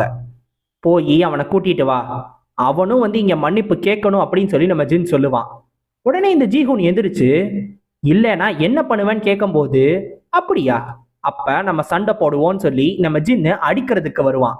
உடனே இந்த ஜீஹூனும் டக்குன்னு ஒரு டெக்னிக்கை யூஸ் பண்ணி அவனோட கையை பிடிச்சிட்டு, நீ யாரை பத்தி பேசிக்கிட்டு இருக்கான்னு உனக்கு தெரியவே இல்லைன்னு சொல்லுவான். நம்ம ஜின்னு அவன் யூஸ் பண்ண அந்த ஒரு டெக்னிக்கை பார்த்துட்டு லைட்டா ஷாக் ஆவான். இருந்தாலும் சுதாரிச்சுக்கிட்டு அவனோட கையை திருப்பி பிடிச்சு பின்னாடி இருந்து அவனோட கையை உடைச்சிட்டு, எனக்கு அவன் யாருன்னு கவலையே கிடையாது, அவன் எவனா வேணாலும் இருந்துட்டு போறான், ஆனா அவன் இந்த மாதிரி மன்னிப்பு கேட்டே ஆகணும்னு சொல்லி இந்த ஜீகனோட தலையை பிடிச்சு நல்லா அவனோட மூஞ்சிய தரமேல அவ்வளோ ஃபோர்ஸோட மோதுவான். மார்ஷியல் ஆர்ட்ஸ்ன்ற ஒரு விஷயம் இந்த ஒரு காலகட்டத்துல இல்லைன்னு சொல்லிட்டே கண்டிப்பா சொல்லலாம். ஏன்னா இந்த காலத்துல ரொம்ப க்ளோஸ் காம்பேட்ல சண்டை போடுற ஆளுங்க கூட ஏதாவது ஒரு வெப்பனை பேஸ் பண்ணி தான் சண்டை போடுவாங்களே தவிர வெறும் கையை வச்சு யாரும் சண்டை போட மாட்டாங்க. இதுக்கான காரணம், மான்ஸ்டர் கிட்ட போயிட்டு ஒரு கையை வச்சு அடிச்சா கண்டிப்பா அந்த மான்ஸ்டர் அவங்கள போட்டு தள்ளிட்டு அடுத்த வேலையை பார்க்க போயிடும். அந்த ஒரு காரணத்தினாலதான் மார்ஷியல் ஆர்ட்ஸ் இந்த ஒரு காலகட்டத்துல இல்லவே இல்லை. ஆனா இப்ப இவன் யூஸ் பண்ணால ஒரு டெக்னிக், இந்த பார்க் ஜீஹூன் அவன் யூஸ் பண்ண டெக்னிக்கை அவன் ஒழுங்கா யூஸ் பண்ணல. அப்படி இருந்தாலும் கூட அது கண்டிப்பா ஒரு ஜாயிண்ட் லாக் கிராஸ்பிங் டெக்னிக் தான். இந்த காலகட்டத்துல ஒரு மார்ஷியல் ஆர்ட்ஸ் டெக்னிக்கை ஒருத்தன் யூஸ் பண்றானா, நம்ப முடியலையே. நம்ம ஜின்னு யோசிப்பா, இந்த டெக்னிக்கை எங்க கத்துக்கிட்டேன்னு கேட்பான். இப்ப நீ என்னை விட போறியா இல்லையா அப்படின்ற மாதிரி அவன் கோவமா கேட்டுக்கிட்டு இருப்பானா. உடனே, ஓஹோ நீ இன்னும் பேசிக்கிட்டு இருக்கியா, இருடி உன்னால பேசவே முடியாத மாதிரி பண்றேன்னு சொல்லி அவன் மூஞ்சி எடுத்து நல்லா மோதிக்கிட்டே இருப்பான். விட விட விட மோதிக்கிட்டே இருப்பான். இப்போ உடனே இந்த கில்டு மாஸ்டர், போதும் நிறுத்து அப்படின்பாரு.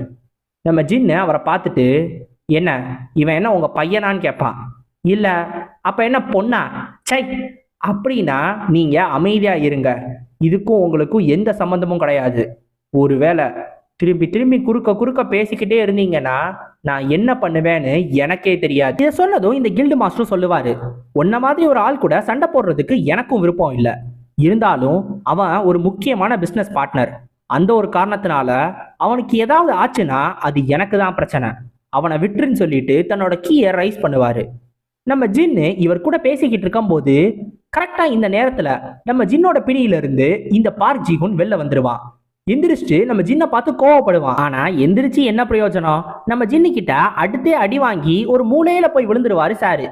நீங்க சொன்ன மாதிரியே விட்டுட்டேன் போதுமா அப்படின்னு சொல்லி நம்ம ஜின்னு கேட்பான். இப்போ உடனே இந்த கில்டு மாஸ்டர் சொல்லுவாரு, எனக்கும் அவனை பிடிக்காது தான், ஆனா நீ அவனை அப்படியே விட்டுட்டு போறதுதான் உனக்கு நல்லது அப்படின்னு சொல்லுவாரு. ஆமா, அவன் யாரை பத்தி தான் பேசிக்கிட்டு இருக்கான் அப்படின்னு சொல்லி இந்த ஜின் கேட்கும் போது, என்னால அதை சொல்ல முடியாது, நான் சொல்லாம இருக்கிறது தான் உனக்கும் நல்லது, ஒருவேளை நான் உன்கிட்ட சொன்னேன்னா கூட அப்புறமா ஏன் சொன்னீங்கன்னு நீயே ஃபீல் பண்ணுவேன்னு சொல்லுவாரு. அப்படியா, அப்ப சொல்லாதீங்க, நானே பாத்துக்கிறேன்னு சொல்லி நேரா அவனோட போன் எடுப்பான். பார்த்தா அதுல அந்த கருவிலிய ஸ்கேன் பண்றதுக்காக இருக்கும்ல ஐடி ஸ்கேனர், அதுவும் ஃபிங்கர் பிரிண்ட் ஸ்கேனரும் இருக்கும். சை, இவ்வளோ போட்டு வச்சிருக்கான் பாரு, டேய் இங்க வந்து இந்த போனை அன்லாக் பண்ணி கொடுத்துட்டு போ, அப்படி இல்லைன்னா உன் கண்ணை தோண்டி எடுத்து நானே இதை ஓபன் பண்ணிக்கிறேன், இங்க வா அப்படின்னு சொல்லுவான். ஆனா கரெக்டா இந்த நேரத்தை யூஸ் பண்ண இந்த பார்க் ஜீஹூன் ஒரு போர்ஷனை எடுத்து குடிச்சிட்டு அதுல தன்னோட பவரை ரைஸ் பண்ணிட்டு, நீ உன்னோட எனிமிய ரொம்ப குறைச்சி எடை போட்டுட்ட, நீ சண்டை போட்டுக்கிட்டு இருக்கும் போது உன் எனிமி மேல இருந்து கண்ணை எடுத்தீங்கன்னா இந்த மாதிரிதான் ஆகும், இது உனக்கு தெரியலையா அப்படின்னு சொல்லிட்டு நம்ம ஜின்னை பார்த்து கேட்பான். நம்ம ஜின்னு உடனே, அதெல்லாம் கரெக்டு தான், ஆனா அது எப்ப தெரியுமா, எனக்கும் அந்த எதிரிக்கும் பெரிய ஸ்கில்ல கேப் இல்லாத போதுதான். ஆனா இந்த நேரத்துக்கு அது பொருந்தாது. ஏன்னா நீ என்ன டைப் ஆஃப் டெக்னிக்கை லேர்ன் பண்ணேன்னு எனக்கு தெரியல. ஆனா நான் உன்னை விட ரொம்ப ரொம்ப ஸ்ட்ராங்கர்னு சொல்லிட்டு நம்ம ஜின்னு அவனோட மொத்த எனர்ஜி ரிலீஸ் பண்ணுவான். அவனோட ஃபயர் எனர்ஜி, ஃபியர்ஸான அந்த ஃபயர் எனர்ஜியை பார்த்து இந்த ஜீஹூன் அப்படியே பயந்து போய், உனக்கு எப்படி இந்த மாதிரி ஒரு பவர் இருக்குன்னு கேட்பான். நான் தான் சொன்னேன்ல, நான் உன்னை விட ரொம்ப ஸ்ட்ராங்கர், உன்னால ஏணி வச்சா கூட எட்ட முடியாத இடத்துல இருக்கேன்னு சொல்லுவான். இப்போ உடனே இந்த ஜீஹூன் அந்த கில்டு மாஸ்டரை பார்த்து, கில்டு மாஸ்டர் நீங்களும் எனக்கு ஹெல்ப் பண்ணி தான் ஆகணும்னு சொல்லுவான்.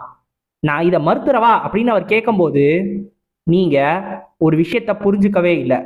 யாரு கரெக்டான நேரத்துல கரெக்டான சாய்ஸை எடுக்கிறாங்களோ அதுக்கு அவங்களுக்கு நல்லது நடக்கும். ஒருவேளை தப்பா முடிவு பண்ணாங்கன்னா அதுவே அவங்களுக்கு பாதகமா போயிடும். நீங்க கரெக்டான முடிவை எடுங்க அப்படின்னு சொல்லுவான். உடனே அவரு வேற வழியே இல்லாம அவரோட ஸ்வாட் எடுப்பாரு. வெறுமனேன்னு ஒரு ஸ்வாட் மாதிரி தான் இருக்கும். டக்குன்னு பார்த்தா ஒரு ஹாலோகிராம் மாதிரி ஒரு ஸ்வாடு கிரியேட் ஆகும். மேபி கீ ஸ்வாடா இருக்கலாம். இப்ப இவங்க 2 பேரும் நம்ம ஜின்னை எதிர்த்து வருவாங்க. நம்ம ஜின்னும் அவனோட ஒயிட் ஃபிளேம்ஸை சம்மன் பண்ணுவான். இவங்க 3 பேருக்குள்ளேயும் சண்டை போயிட்டு இருக்கோம். கிட்டத்தட்ட டேபிள்லாம் அந்த இடத்துல இருந்து பறந்துகிட்டு இருக்கோம். அந்த அளவுக்கு ஒரு பெரிய சண்டை இவங்க 3 பேருக்கு நடுவுலையும் போயிட்டு இருக்கோம். நம்ம ஜின்னு இந்த பக்கம் அந்த கில்டு மாஸ்டரையும் இந்த பக்கம் அந்த பார்க் ஜீஹூனையும் மாத்தி மாத்தி சமாளிப்பான். அதுலயும் அந்த கில்டு மாஸ்டர் உண்மையிலே பவர்ஃபுல்லான ஒரு ஆளு தான். ஏன்னா அவரு வார்ல இருந்து, அந்த கிரேட் வார்ல இருந்து சண்டை போடுறாருன்றதுனால அவரு உண்மையிலே ஸ்ட்ராங்கான ஒரு ஆளா இருக்காரு. அதே மாதிரி நம்ம ஜின்னை விட அதிகமான அளவு கீயும் வச்சிருக்காரு. ஏன்னா அவரு கொஞ்சம் வயசானவர்ல, வயசானவங்க எப்பயுமே அதிகமான அளவு கீ வச்சிருப்பாங்க. இதை நம்ம முரீம்லே பார்த்திருப்போம். ஆனா இந்த காலத்துல இருக்கிறவங்க முரீம்ல இருக்கிற வயசானவங்க மாதிரி கிடையாது. அதுக்கான காரணம், இந்த காலத்துல இருக்கிறவங்களுக்கு கீய ஒழுங்கா எப்படி சர்க்குலேட் பண்ணணும் அப்படின்றது தெரியாது. எஃபெக்டிவ் யூட்டிலைசேஷன் ஆஃப் மானா இது அவங்கக்கிட்ட கிடையாது. அந்த ஒரு காரணத்தினால தான் நம்ம ஜின்னால இவரை ஈஸியாவே எதிர்க்க முடியும். ஆனா தன்னோட கீயை எப்படி யூஸ் பண்ணணும் அப்படின்றது நம்ம ஜின்னுக்கு நல்லாவே தெரியும். அதனால தன்னோட ஸ்ட்ரென்த் மொத்தத்தையும் ஸ்பியர்ல ஷிஃப்ட் பண்ணி அது மூலமா ஒரு பெரிய அட்டாக்கை இவரை நோக்கி அடிப்பான். அந்த அட்டாக்கை பிளாக் பண்ணிடுவாரு. இருந்தாலும் அவரு கீழே போயிடுவாரு. அவரோட காலில் முட்டி போட்டுருவாரு. அந்த அளவுக்கு ஸ்ட்ரென்த் அதிகமா இருக்கும். அடுத்து அவர் பார்க்கறதுக்குள்ள மாத்தி மாத்தி நம்ம ஜின்னை அடிச்சுக்கிட்டே இருப்பான். அந்த கில்டு மாஸ்டரால அதை பிளாக் மட்டும்தான் பண்ண முடியும். அப்படி ஒரு நிலைமையில தான் இருப்பாரு. இப்ப இந்த ஒரு சான்ஸை விட்டுறக்கூடாது. பின்னாடி இருந்து இந்த ஜின்னை அடிச்சிடணும்னு சொல்லிட்டு பின்னாடி இருந்து நம்ம ஜின்னை அடிக்கிறதுக்காக இந்த பார்க் ஜீஹூன் தன்னோட கத்தி எடுத்துட்டு வருவான். ஆனா அவன் வரது நம்ம ஜின்னுக்கு நல்லாவே தெரியும். உடனே பின்னாடி திரும்பி அந்த ஸ்வாடை பிளாக் பண்ணிடுவான். ஆனா ஃபுல்லா பிளாக் பண்ணியிருக்க மாட்டான். ஏன்னா அந்த ஸ்வாடு ரொம்ப மெலிசான ஸ்வாடா இருக்கும். ஸோ நம்ம ஜின்னோட அந்த ஸ்பியரையும் தாண்டி அந்த ஸ்வாடு தனியா வந்துடும். வந்து அதுல இருந்து வரக்கூடிய அந்த ஒரு கீ அட்டாக் இருக்குல்ல, அது நம்ம ஜின் மேலேயும் பற்றும். நம்ம ஜின்னு உடனே யோசிப்பான், பரவாயில்ல, கொஞ்சம் இன்ட்ரெஸ்டிங்கா தான் இருக்கு. என்னோட உடம்புலயே இப்படி ஒரு காயத்தை ஏற்படுத்திட்டியா? ஒருவேளை நீ சொல்லிக்கிட்டே இருந்தியே அந்த ஒரு ஆள்னு, அவர் தான் உனக்கு இதையும் சொல்லி கொடுத்தாரா அப்படின்னு கேட்பான். உடனே இந்த பார்க் ஜீஹூன், வாய மூடு, உன்ன மாதிரி ஒரு ஆள்லாம் அவரை பத்தி பேசுறதுக்கு கூட தகுதி கிடையாது அப்படின்னு சொல்லிட்டு சொல்லுவான். உடனே நம்ம ஜின்னு அவனோட காலை உடைச்சிட்டு, ஓஹோ, அவர்கிட்ட இருந்து தான் இந்த டெக்னிக்கையும் கத்துக்கிட்டியா? ஆனா ரொம்ப கஷ்டம் கண்ணா, இனிமேல் உன்னால எந்த ஒரு டெக்னிக்கையும் யூஸ் பண்ணவே முடியாத மாதிரி தான் நான் பண்ண போறேன்னு சொல்லிட்டு அவனை திருப்பி அடிக்கலான்னு போவான். அப்ப பின்னாடி இருந்து ஒரு வாய்ஸ், போதும் அப்படின்னு. இது கேட்ட உடனே நம்ம ஜின்னுக்கு டேஞ்சர், ஏதோ ஒன்று பின்னாடி இருக்குன்னு சொல்லிட்டு டக்குன்னு திரும்புவான். ஏன்னா நம்ம ஜின்னு இவர் வந்ததை அந்த பிரசன்ஸை கூட டிடெக்ட் பண்ணியிருக்க மாட்டான். டக்குன்னு நம்ம ஜின்னும் திரும்பி பார்ப்பான். பார்த்தா அங்க ஒரு வயசானவர் வந்து நிற்பாரு. உங்களை சந்திச்சதுல சந்தோஷம், நான் லீ ஜங்ரியோங் அப்படின்னு சொல்லுவாரு. இந்த ஒரு சாப்டர் ஆரம்பிச்சதும் நம்மளுக்கு ஏர்ஸ் கில்டை பத்தி தான் காட்டுறாங்க. இந்த ஏர்ஸ் கில்டுன்னு சொல்லப்படுற இந்த ஒரு கில்டு இந்த நாட்டோட மோஸ்ட் பவர்ஃபுல், அதோட ரொம்ப பெரிய கில்டும் கூட. இவனுங்க உலகத்திலேயே டாப் 5 கில்டுல ஒன்று. ஸோ இவனுங்களுக்கு எந்த அளவுக்கு இன்ஃப்ளூயன்ஸ் இருக்குன்னா, ஹண்டர்ஸை பேஸ் பண்ணி இன்ஃப்ளூயன்ஸ் இருக்கிறத தாண்டி இவனுங்களால அந்த நாட்டோட எக்கானமி அப்புறம் பாலிடிக்ஸ்ல கூட ஈடுபட முடியும். அந்த அளவுக்கு ரொம்ப ரொம்ப பவர்ஃபுல்லான ஒரு கில்டு. இந்த கில்டோட second in power, second in கமாண்டில் இருக்கிற ஒரு ஆளு. அதுவும் இல்லாம கொரியாவோட டாப் 2 எஸ் ரேங்க் ஹண்டர்ஸ்ல ஒரு ஆளும் கூட. அவர் தான் இந்த லீ ஜங்ரியோங். அந்த லீ ஜங்ரியோங் தான் இப்ப இந்த இடத்துக்கு வந்திருக்காரு. இவர் எதுக்கு இந்த இடத்துக்கு வந்திருக்காரு நம்ம ஜின்னு யோசிப்பான். ஆனா அதுக்கான பதில் என்னன்றது அவனுக்கு டைரக்டாவே தெரிஞ்சிடும். ஏன்னா அந்த பார்க் ஜிஹுன் ரொம்ப நேரமா அவருன்னு சொல்லிக்கிட்டே இருந்தானே, அந்த அவரு இவர் தான். ஸோ இந்த லீ ஜங்ரியோங்க பத்தி தான் அந்த பார்க் ஜிஹுன் பேசிக்கிட்டு இருந்திருக்கணும். அப்ப அவன் இவ்வளவும் ஓவரா பண்ணதுக்கான காரணம் ஏர்ஸ் கில்டும் இந்த லீ ஜங்ரியோங்கும் அவனுக்கு பின்னாடி இருக்கான்றதுக்காக தான். இப்ப இதுக்காக தான் இவர் வந்திருக்காரு போல. ரொம்ப பெரிய பிரச்சனையாக போகுதுன்னு நம்ம ஜின் யோசிச்சுக்கிட்டு இருப்பான். இப்ப இந்த லீ ஜங்ரியோங்கும் என்ன பார்த்ததுல உனக்கு சந்தோஷம் இல்லை போலயே அப்படின்னு கேட்பாரு. சந்தோஷம் இல்லையா? எனக்கு ரொம்ப சந்தோஷம். நீங்க ரொம்ப ரொம்ப தெரிஞ்ச ஒரு எஸ் ரேங்க் ஹண்டர், அதுவும் இல்லாம நீங்க ரொம்ப பெரிய ஆளும் கூட. முதல்ல இவங்க 2 பேரும் உங்களுக்கு தெரிஞ்சவங்க தானே, இவங்க 2 பேருக்கும் ஒரு ஹலோ சொல்லுங்க, அப்புறமா என் கூட பேசலான்னு சொல்லுவா. அப்ப அவரும் என்னது எனக்கு தெரிஞ்சவங்களா? எனக்கு அந்த இவரை தெரியும், கில்டு மாஸ்டரை நான் இதுக்கு முன்னாடி பார்த்துருக்கேன், கிரேட் வார்ல என் கூட சண்டை போட்டிருக்காரு. ஆனா இந்த சின்ன பையன் யாருன்னு எனக்கு தெரியாது அப்படின்னு சொல்லிட்டு அந்த கில்டு மாஸ்டர் கூட பேசிக்கிட்டு இருப்பாரு. இப்ப நம்ம சின்ன பார்த்து சொல்லுவாரு, பாத்தியா எனக்கு கில்டு மாஸ்டர் ஏற்கனவே தெரியும் தான், ஆனா இந்த சின்ன பையனை இப்பதான் நான் முதல் முறையா மீட் பண்றேன். அப்படி இருக்கிறப்ப இவங்க 2 பேரும் எனக்கு எப்படி தெரியும் அப்படின்னு சொல்லி கேட்பாரு. இப்போ உடனே நம்ம ஜின்னும் அப்படியா, அப்ப சும்மா தெரிஞ்சதுக்காகவா இந்த பீஸ் கில்டுக்காக பிளாக் ஹண்டர்ஸ் அனுப்பிச்சு வச்சீங்க, அதை பண்ணது நீங்க தானேன்னு கேட்பா. சச்சா பிளாக் ஹண்டர்ஸா, அவங்களெல்லாம் நான் அனுப்பவே இல்லைன்னு சொல்லிடுவாரு. இப்ப அவரும் சரி கில்டு மாஸ்டர் எனக்கு ஏற்கனவே தெரியும்ன்றதுனால இந்த பிரச்சனைக்கு நான் வேணா தீர்வு சொல்றேன், இத நான் அப்படியே சுமூகமா முடிச்சு வைக்கிறேன் அப்படின்னு சொல்லுவாரு. நம்ம ஜின்னுக்கு இவர் என்ன சொல்ல வராருன்றது புரிஞ்சிடும். ஆக்சுவலா சுமூகமா முடிச்சு வைக்கிறதுக்கு இவர் வரல, நம்ம ஜின்னை தடுக்கணுன்றதுக்காக வந்திருக்காரு. ஆனா அதுக்கு நம்ம ஜின் விட மாட்டான். உடனே இது பர்சனல் மேட்டர், நீங்க மூக்க நுழைக்கணும்னு அவசியம் கிடையாதுன்னு சொல்லிடுவான். இதை கேட்டுட்டு அவரும் நீ ரொம்ப தைரியசாலி தான் பாரு, என்கிட்ட அதை நிறைய பேர் சொல்லியிருக்காங்கன்னு பதிலுக்கு பதில் பேசிக்கிட்டே இருப்பான். உடனே அவருக்கு ரொம்ப கோவம் வரும். இருந்தாலும் பொறுமையாயிட்டு சரி இப்ப நீ கொஞ்சம் ஃபேமஸான ஆளு, இந்த மாதிரியான ஒரு சூழ்நிலையில நீ இந்த மாதிரி நிறைய பிரச்சனையில மாட்டினா அது இன்னும் மிஸ் அண்டர்ஸ்டாண்டிங்ஸை ஏற்படுத்தும். அந்த ஒரு காரணத்தினால இதை அப்படியே விட்டுறலாமே அப்படின்னு சொல்லி சொல்லும் போது, பரவாயில்ல நீங்க யோசிச்சதுக்கு ரொம்ப ரொம்ப நன்றி, இருந்தாலும் என்கிட்ட இந்த மாதிரியான விஷயங்களை சொல்றவங்க எல்லாருமே பிற்போக்கு சிந்தனை உள்ள முட்டாள்களா தான் இருப்பாங்க. அந்த மாதிரியான ஆளுங்க கிட்ட இருந்து நான் அட்வைஸ் எடுத்துக்கணும்னு அவசியமே கிடையாது. நான் போற பாதையில ஒரு 2-3 நாய் இருக்குன்றதுக்காக அந்த வழியா போகாம இருக்க முடியுமா என்ன அப்படின்னு கேட்பான். இதை கேட்டதும் அவருக்கு ரொம்ப கோவம் வரும். இருந்தாலும் நம்ம ஜின்னை பார்த்து சொல்லுவாரு, நாயா, ஒருவேளை அது வெறி நாயா இருந்துச்சுன்னா என்ன பண்ணுவேன்னு கேட்பாரு. வெறி நாயா இருந்தாலும் நாய் தான், நான் ஒரு ஓநாய், நாயை பார்த்துலாம் நான் பயப்படணும்னு அவசியம் கிடையாதுன்பா. ஓநாயா, ஒருவேளை உன்னோட பாதையில இருக்கிறது ஒரு புலியா இருந்துச்சுன்னா அப்ப என்ன பண்ணுவேன்னு இந்த லீ ஜங்ரியோங் கேட்பாரு. இப்ப நம்ம ஜின் சொல்லுவான், யாருக்கு தெரியும், ஒரு யங்கான ஒரு ஸ்ட்ராங்கான உல்ஃப்னால ஒரு புலிய கூட அடிக்க முடியும் தான் எனக்கு தோணுது. அது மட்டும் இல்லாம புலியோட தோல் ஒன்றும் அவ்வளோ ஒன்றும் கடிக்க முடியாத ஒன்று கிடையாதே, முடியும் தானே அப்படின்னு கேட்பான். இதை கேட்டதும் அவருக்கு ரொம்ப கோவம் வரும். சரி உனக்கு என்ன வேணும் அப்படின்னு சொல்லி இவர் கேட்பாரு. நம்ம ஜின்னும் எனக்கு தேவை ஒரு மன்னிப்பு, ஒரு பரிசு, அதோட ஒரு உயிர் அப்படின்பான். இதை கேட்டதும் உயிரா, மற்ற 2ஐயும் என்னால் தர முடியும், ஆனா உயிரை தர முடியாதுன்னு. உயிரை தர முடியாதா? ஏதாவது கடன் வாங்கணும்னா அதை வட்டியோட கொடுத்துதான் ஆகணும், இதுதான் அந்த வட்டி, அதனால நீங்க கொடுத்துதான் ஆகணும்பா. இப்ப அவரும் தன்னோட பவரை ரிலீஸ் பண்ண ஆரம்பிச்சிருவாரு. உடனே நம்ம ஜின்னை அடிக்கிறதுக்காக ஒரு பாம் டெக்னிக் எடுத்துட்டு வருவாரு. நம்ம ஜின்னு ரொம்ப ஓவரா போயிட்டோமோ, சரி போவோம் அப்படின்னு சொல்லிட்டு டக்குன்னு டிவைன் பாம் ஆஃப் ஃபயரை கையில எடுத்துட்டு வருவான். இப்ப அவரோட அந்த ஒரு அட்டாக்கை நம்ம ஜின்னு பிளாக் பண்ணுவான். ஒரு பெரிய எக்ஸ்ப்ளோஷன், அப்படியே சுத்தி இருக்கிற ஜன்னல் எல்லாம் உடைஞ்சு அந்த மொத்த பில்டிங்கும் அதிர ஆரம்பிச்சிடும். அந்த அளவுக்கு ஒரு பெரிய எக்ஸ்ப்ளோஷன். இப்ப இந்த ஒரு அட்டாக் முடிஞ்சதும் நம்ம ஜின் யோசிப்பான், உண்மையிலே இவர் ஒரு மான்ஸ்டர், ஒரு எஸ் ரேங்க் ஹண்டர்னா இப்படிதான் இருப்பார் போல. ஆனா இவர் வெறும் ஸ்ட்ராங் மட்டும் கிடையாது, இவர்கிட்ட என்னை விட அதிகமான கீ இருக்கு, அதையும் தாண்டி கீயை எப்படி யூஸ் பண்ணணும்னு இவருக்கு தெரிஞ்சிருக்கு. இதுதான் உண்மையிலே எனக்கு அதிர்ச்சியா இருக்கு அப்படின்னு சொல்லி யோசிப்பான். அது மட்டும் கிடையாது, இப்ப இவர் யூஸ் பண்ண இந்த ஒரு பாம் டெக்னிக் ஒரு சுப்ரீம் பீக் மார்ஷியல் ஆர்டிஸ்டோட ஒரு பாம் டெக்னிக். இது எப்படி இவருக்கு தெரிஞ்சிருக்கும் நம்ம ஜின் யோசிப்பான். இப்ப அவர் என்ன தெரியுமா யோசிப்பாரு, இதை நீ எப்படி கத்துக்கிட்டன்னு கேட்பாரு. ஏன்னா இப்ப நம்ம ஜின் பண்ணால இந்த இன்டர்னலைசேஷன் ஆஃப் கீ, அதாவது கீ சர்க்குலேஷன் பண்றது, இதை நார்மலா இப்ப இருக்கிற ஹண்டர்ஸ் யூஸ் பண்ணவே மாட்டாங்க. ஆனா நம்ம ஜின் யூஸ் பண்றான்ல, இதை எப்படி கத்துக்கிட்டேன்னு நம்ம ஜின்னை பார்த்து கேட்பாரு.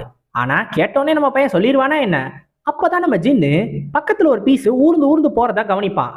ஓஹோ அப்படின்னு சொல்லிட்டு டக்குன்னு 2 டேகரை சம்மன் பண்ணி எனக்கு என்ன தேவையோ அதை நானே எடுத்துக்கிறேன்னு சொல்லி அந்த பார்க் ஜிஹூனோட 2 கையையும் வெட்டிடுவான். இப்போ உடனே இவரும் கோவப்படுவாரு. அப்ப அந்த பார்க் ஜிஹூன் மாஸ்டர்னு கத்துவான். ஓ மாஸ்டரா, இவன் உயிர் போக கூடாதுன்னா நீங்க அங்கேயே நிக்கணும் அப்படின்னு சொல்லிட்டு அந்த பார்க் ஜிஹூனோட கழுத்துல அவனோட கத்திய வச்சிருவான்.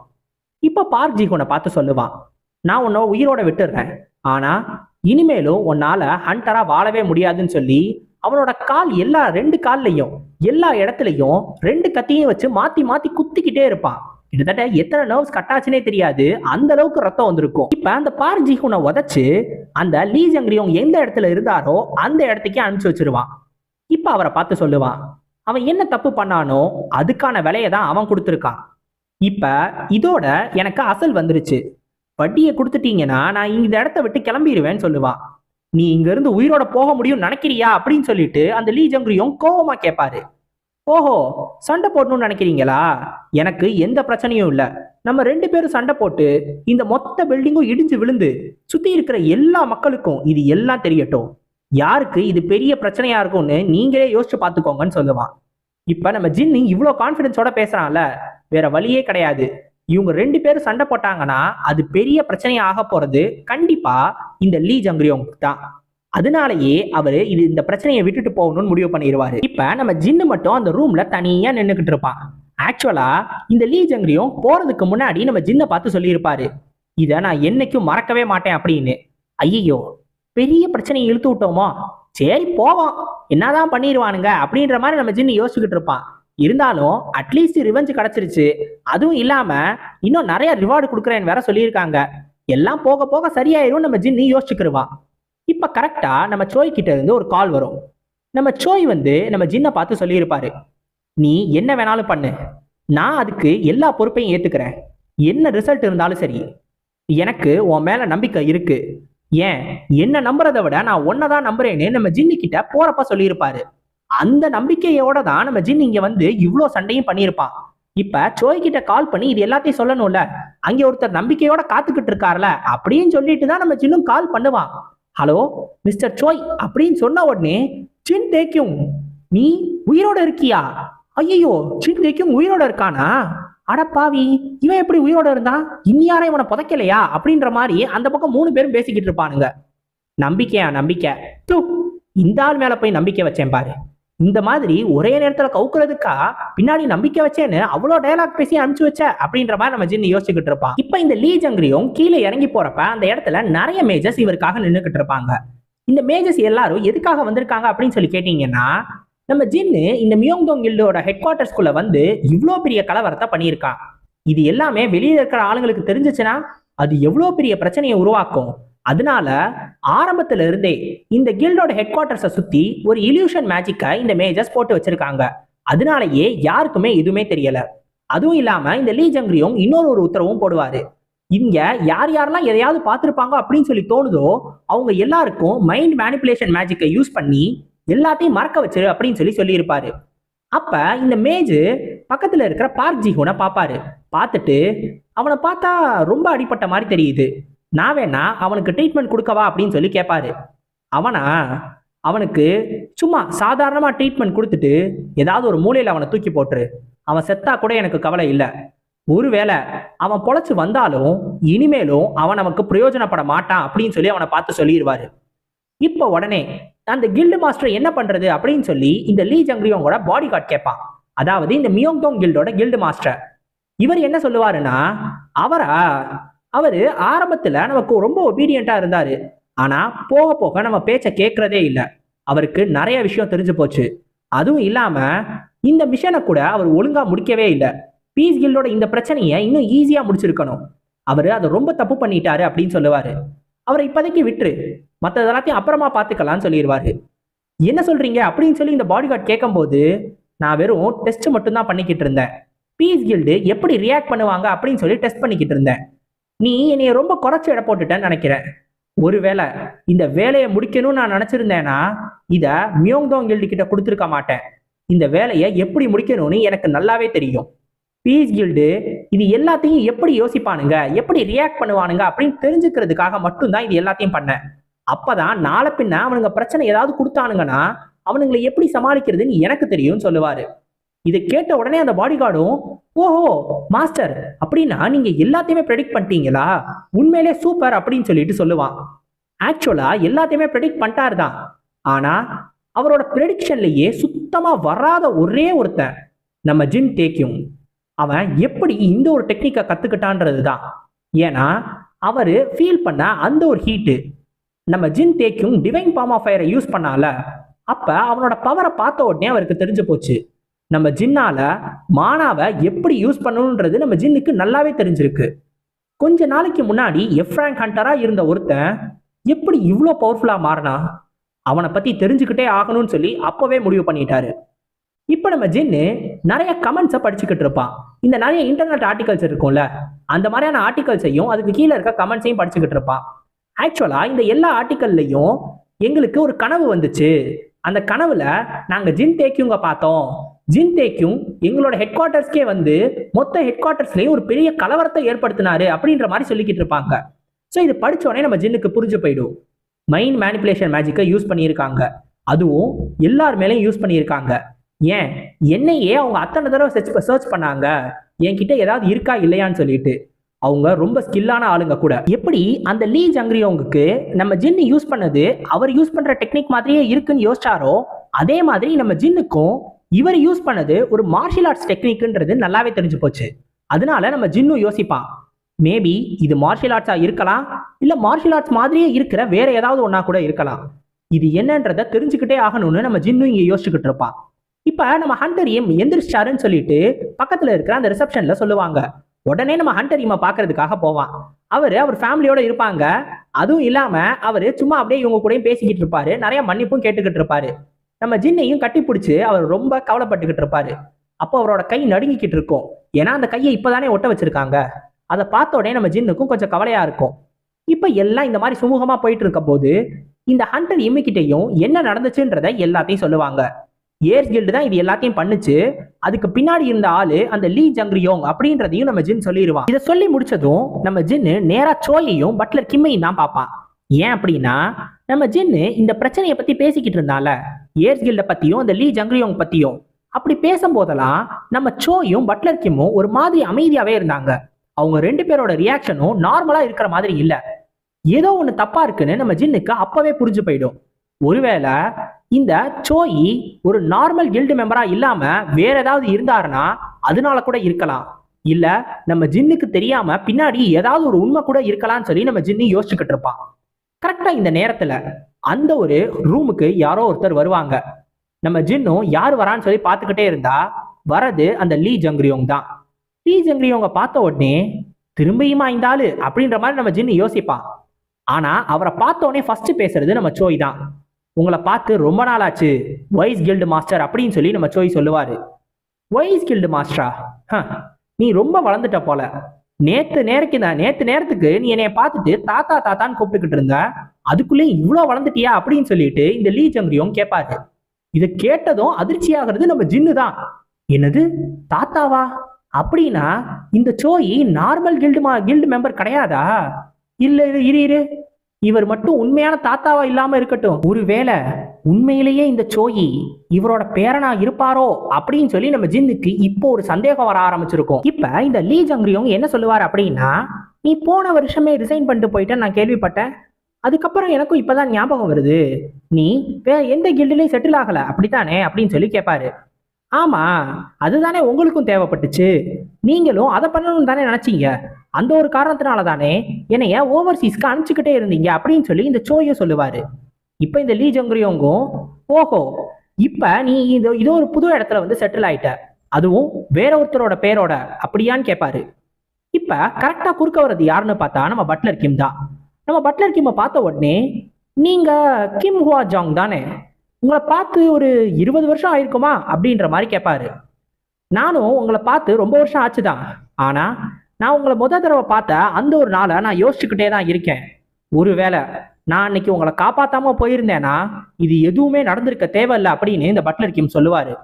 இது கேட்ட உடனே இந்த லீ ஜங்ரியோங்கும் கோவம் வரும், அந்த பாடி கார்டுக்கும் கோவம் வரும். அதுலயே அந்த பாடி கார்டு சொல்லுவான், வாயை மூடுங்க, நீங்க ஒன்னும் எங்க சார்கிட்ட இப்படிலாம் பேசக்கூடாது அப்படின்னு.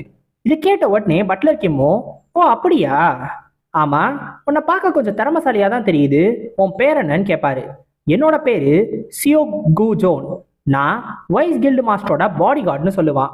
அப்படியா சியோ கு ஜோன், இங்க நல்லா பாருப்பா, நீ ஒருவேளை பேசி முடிச்சிட்டீனா வாயை மூடிக்கிட்டு அப்படி மூலையில போய் நில்லு, இது நீ இடையில பேசுறதுக்கான கான்வர்சேஷன் கிடையாதுன்னு சொல்லுவாரு. இதை கேட்ட உடனே இந்த லீ ஜங்ரியோங் சொல்லுவாரு, இந்த கோவம் தான், இதுதான் எனக்கு தெரிஞ்ச கிம் ஹுவான்ஜாங் அப்படின்னு. கோவமா? ஒரு சில பேரோட கம்பேர் பண்ணும்போது என்னோட கோவம் கம்மின்னு பட்லர் கிம்மும், உடனே சோயி போதும், நீங்க வெட்டியா பேசினதெல்லாம் போதும், எதுக்காக வந்திருக்கீங்கன்னு சொல்லுங்க அப்படின்னு 3 பேரும் மாத்தி மாத்தி பேசிக்கிட்டு இருப்பாங்க. இப்போ உடனே இந்த லீ ஜங்ரியோங்கும் சொல்லுவாரு, ஒருத்தர் அவரோட வயசுக்கு ஏற்ற மாதிரி நடந்துக்க மாட்டாரு, இன்னொருத்தன் இன்னும் சின்ன பையனாவே இருக்கான். சரி, நான் எதுக்காக வந்திருக்கேன்றத சொல்றேன், ஆனா நீங்களே கூப்பிட்டுட்டு என்னை இப்படிலாம் பேசக்கூடாது அப்படின்னு சொல்லுவாரு. என்னது, நாங்க எப்போ உங்களை கூப்பிட்டோம்னு நம்ம சோய் கேட்கும் போது நீங்க கூப்பிடல, ஆனா இங்க இருக்கிற ஒருத்தர் என்னை கூப்பிட்டாருன்னு எல்லாரும் அப்படியே நம்ம ஜின் பக்கம் திரும்பி பார்ப்பாங்க. உடனே நம்ம ஜின்னு, எதை நான் எப்ப கூப்பிட்டேன், நான் எப்பயா அவனைய கூப்பிட்டேன் அப்படின்பானா, நீ தானே சொன்ன நான் இந்த விக்டிம் கிட்ட மன்னிப்பு கேட்கணும் அப்படின்னு, சொல்லல அப்படின்பாரு. இப்பதான் நம்ம ஜின்னுக்கு யோசனை வரும், மன்னிப்பா, நம்ம எப்ப சொன்னோம், அப்படி எதுவும் சொன்னோமா என்ன அப்படின்னு நம்ம ஜின்னு யோசிச்சு பார்க்கும்போது தான், அட ஆமா, இவரும் மன்னிப்பு கேட்கணும்னு சொன்னோம்ல, அப்ப இந்த ஆளு அப்பையில இருந்தே காது வச்சு இதை கேட்டுக்கிட்டு இருந்திருக்காரு. அட பைத்தியக்காரா, அப்பையில இருந்தேவா ஒட்டி கேட்டுக்கிட்டு இருந்திருக்க, அதுக்கு அப்பவே கதவை உடச்சு உள்ள வந்திருக்கலாமே, அப்பையில இருந்தே வெயிட் பண்ணிக்கிட்டு இருக்கான் பாரு அப்படின்ற மாதிரி நம்ம ஜின்னு யோசிப்பா. இப்ப இந்த லீ ஜங்ரியோங்கோட பாடி கார்டும் ஒயிட் லில்லிஸ ஒரு கூட ஃபுல்லா போட்டுக்கிட்டு அதை எடுத்துக்கொண்டு போய் இந்த ஹண்டர் இம் கிட்ட கொடுப்பான். இதை கொடுத்த உடனே இந்த லீ ஜங்ரியோங்க சொல்லுவான், இதுதான் காம்பன்சேஷன், நீங்க கேட்டீங்கல்ல, இது பத்தலைன்னா சொல்லுங்க, இன்னும் கூட தரேன் அப்படின்னு. இதை பார்த்த உடனே நம்ம ஜின்னுக்கு கோவம் வரும். ஏன் அப்படின்னா ஒயிட் லில்லிஸ்ன்றது இறந்தவங்க இருப்பாங்கல்ல அவங்களுக்காக எடுத்துட்டு போறது, அத இப்ப நம்ம ஹண்டர் இம்மா பாக்குறதுக்காக இவனுங்க எடுத்துட்டு வந்திருக்கானுங்க. இதனாலதான் நம்ம ஜின்னுக்கு கோவம் வரும். உடனே அவனும் இந்த லீ ஜங்ரியோவை பார்த்து கோவப்படுவான். அப்ப கரெக்டா இந்த பாடி கார்டு நம்ம ஜின்னை அடிச்சிருவான்.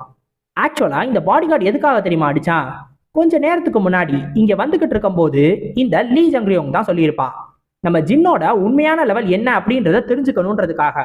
ஸோ அதனால முடிஞ்ச அளவுக்கு அவன் கூட சண்டை போடு, அவனை எவ்வளவு தூரம் உன்னால சண்டை போட முடியுமோ அவ்வளவு தூரம் சண்டை போடு, அப்பதான் அவனோட உண்மையான ஸ்கில் லெவல் என்னன்றத நம்மளால தெரிஞ்சுக்க முடியும்னு இந்த லீ ஜங்ரியோங் சொல்லியிருப்பான். இந்த பாடி கார்டும் அதுக்காக தான் இப்ப நம்ம ஜின்னை அடிச்சிருப்பான். ஆனா நம்ம ஜின்னு அந்த அடியை வாங்கிட்டு, ச நாக்க லைட்டா கடிச்சுக்கிட்டேன், ஏண்டா நானும் உன்கிட்ட வேணும்னே அடி வாங்கினே தான், ஆனா அந்த அடியை கூட உன்னால ஒழுங்கா அடிக்க முடியல, உடம்ப மட்டும் இவ்வளவு பெருசா வளர்த்து வச்சுக்கிட்டு ஒரு அடியை உருப்படியா அடிக்க தரல, அடியை அடிக்கணும்னா எப்படின்னு என்ன பார்த்து கத்துக்கோன்ட்டு உடனே அவனை அடிக்கிறதுக்கு வேகமா வருவான். கரெக்டா இந்த பாடி கார்டும் இதே மாதிரியான, அதாவது நம்ம இவன் யூஸ் பண்ணால அந்த பார்க் ஜிஹோன், அதே மாதிரியான ஒரு கிராப்ளிங் டெக்னிக்கை யூஸ் பண்ணுவான். அதை பார்த்த உடனே நம்ம ஜின்னு, இவனும் மார்ஷியல் ஆர்ட்ஸ் டெக்னிக்கை யூஸ் பண்றானா அப்படின்னு சொல்லிட்டு டக்குன்னு தன்னோட கையை பின்வாங்கிடுவான். இப்போ உடனே கையில் அடிக்கலைன்னா என்னன்னு சொல்லிட்டு அவனோட காலை போட்டு மிதிச்சு அவன் தாடையிலே ஒரு பஞ்சு, அவ்வளவுதான். அந்த பஞ்சுக்கு இந்த பாடி கார்டு மொத்தமா கீழே விழுந்துருவான். இப்போ உடனே இதை பார்த்துட்டு இந்த லீ ஜங்ரியோங்கு கோவப்பட்டு, உனக்கும் அவனுக்கும் என்ன சம்பந்தம்னு கேட்பான். எவனுக்கும் எனக்கும் அவனுக்கு என்ன சம்மந்தம் இருக்க போகுது அப்படின்னு நம்ம ஜின்னும் கேட்கும்போது, அதான் உனக்கு அதை சொல்லி கொடுத்த அவனுக்கும் உனக்கும் என்ன சம்பந்தம், அதுவா நீங்க எதை பத்தி பேசுறீங்கன்னே எனக்கு தெரியலன்னு நம்ம ஜின்னும் கேட்பான். உடனே இந்த லீ ஜங்ரியோங் டக்குன்னு நம்ம சோயை பார்த்து, சோயோங்குக்கு இன்னொரு குழந்தை இருக்கா அப்படின்னு கேட்பான். இதை கேட்டுட்டு பட்லர் கிம்மும் சோயும் ரொம்ப கோவப்படுவாங்க. நாங்க தான் கேட்கிறேன்ல, உண்மையை சொல்லுங்க அப்படின்னு சொல்லிட்டு இவனும் கோவப்பட்டுக்கிட்டு இருப்பான் இந்த லீ ஜங்ரியோங்கோ. அப்ப இந்த சோய் சொல்லுவான், அவங்க 2 பேருக்கும் என்ன ரிலேஷன்ஷிப் இருந்துச்சுன்னு எங்களை விட உங்களுக்கு தான் நல்லா தெரியும், அப்படி இருந்தும் கேட்குறீங்களா அப்படின்னு. உடனே இந்த லீ ஜங்ரியோங்கும், அப்படின்னா இவனுக்கும் அதுக்கும் எந்த சம்மந்தமும் கிடையாது அப்படித்தானே சொல்ற அப்படின்னு கேட்ட உடனே சோயும் ஆமான்னு சொல்லிடுவாரு. நீங்க தான் இது எல்லாத்தையும் ஏற்கனவே பார்த்துருப்பீங்களே, இனியாலும் அவன் பேக்ரவுண்ட் செக்அப் பண்ணியிருப்பீங்க தானே அப்படின்னோடனே சரின்னு சொல்லிட்டு திரும்பி 2 பேரையும் பார்த்து பார்த்து முறைச்சிக்கிட்டே இருப்பாரு. ஒரு பக்கம் சோயி, இன்னொரு பக்கம் நம்ம ஜின்னு. 2 பேரையும் பார்த்து முறைச்சிட்டு, இந்த கீழே விழுந்து கிடக்கிறவனுக்கு தூக்குறதுக்கு நான் யாரையாவது அனுப்புறேன், நான் கிளம்புறேன் அப்படின்னு சொல்லிட்டு இந்த இடத்துல இருந்து கிளம்பிடுவாரு. இப்ப இவர் கிளம்பி போனதுக்கு அப்புறம் நம்ம ஜின்னும் நம்ம சோயும் ஒரு கஃபேல உட்காந்து அவங்க பாட்டுக்கு சும்மா குடிச்சுக்கிட்டு இருப்பாங்க, சும்மா காஃபி. அப்ப நம்ம ஜின் கேட்பான், ஆமா சோயோங்னா யாரு அப்படின்னு. அது என்னோட அம்மா, கொஞ்சம் வருஷத்துக்கு முன்னாடி இறந்து போயிட்டாங்கன்னு நம்ம சோய் சொல்லுவாரு. இது உங்க அம்மாவா? அப்படின்னா அந்த ஆளு இறந்து போனா அவங்க அம்மாவுக்கு இன்னொரு குழந்தை இல்லையா அப்படின்னு இத்தனை வருஷம் கழிச்சா கேட்கறான். அடச்சை, பைத்தியக்கார கிழவனா இருக்கானே அப்படின்னு சொல்லிட்டு நம்ம ஜின் யோசிப்பான். இப்ப உடனே இந்த சோயும் சொல்லுவாரு, அந்த வைஸ் கில்டு மாஸ்டர் லீ ஜங்ரியோங் அவருக்கு கண்டிப்பா இதை பார்த்துட்டு ஷாக்கா தான் இருந்திருக்கணும், அதனால அவர் டைரக்டா கேட்டுட்டாரு. இருந்தாலும் அவர் டைரக்டா இப்படி கேட்பாருன்னு நானே எதிர்பார்க்கவே இல்லை. நானும் யோசிச்சுக்கிட்டே இருந்தேன், இந்த மாதிரி எங்க அம்மா இந்த சியோன் தேமின் ஃபேமிலியில வந்து பிறக்காம வேற ஏதாவது ஒரு ஃபேமிலியில பிறந்திருக்க கூடாதா அப்படின்னு சொல்லிட்டு சொல்லுவாரு. இது கேட்ட உடனே நம்ம ஜின்னுக்கு அதிர்ச்சியாகி, என்னது சியோன் தேமினா? ஆமா, அந்த greatest hero of all time, உலகத்தோட பெஸ்டான ஹண்டரு, ஏர்ஸோட கில்டு மாஸ்டர், அந்த சியோன் தேமினை பத்தியா பேசுறீங்க அப்படின்னு கேட்கும்போது, ஆமா அவர் என்னோட தாத்தா தான் சொல்லுவாரு. என்னது தாத்தாவா? ஆ ஆ எவ்வளவு ஒரு அற்புதமான ஒரு பிரகாசம், இப்படி ஒரு பிரகாசமா ஜொலிக்கிறாரே இவரு, என்னால பார்க்கவே முடியல, என் கண்ணெல்லாம் கூசுது அப்படின்னு நம்ம சோயை பார்த்து யோசிச்சுக்கிட்டு இருப்பான். டக்குன்னு நம்ம சோயை பார்த்து நம்ம ஜின்னு கேட்பான், அப்படின்னா நான் வந்து உங்களை அப்பான்னு கூப்பிட்டுக்கவா அப்படின்னு. தம்பி, இது வந்து ஜோக்குக்கான நேரம் கிடையாது, அடுத்து சீரியஸா சாப்டர் போக போகுது, கொஞ்சம் கவனிப்பா அப்படின்னு நம்ம சோய் சொன்னதோட இந்த ஒரு சாப்டரை முடிக்கிறாங்க.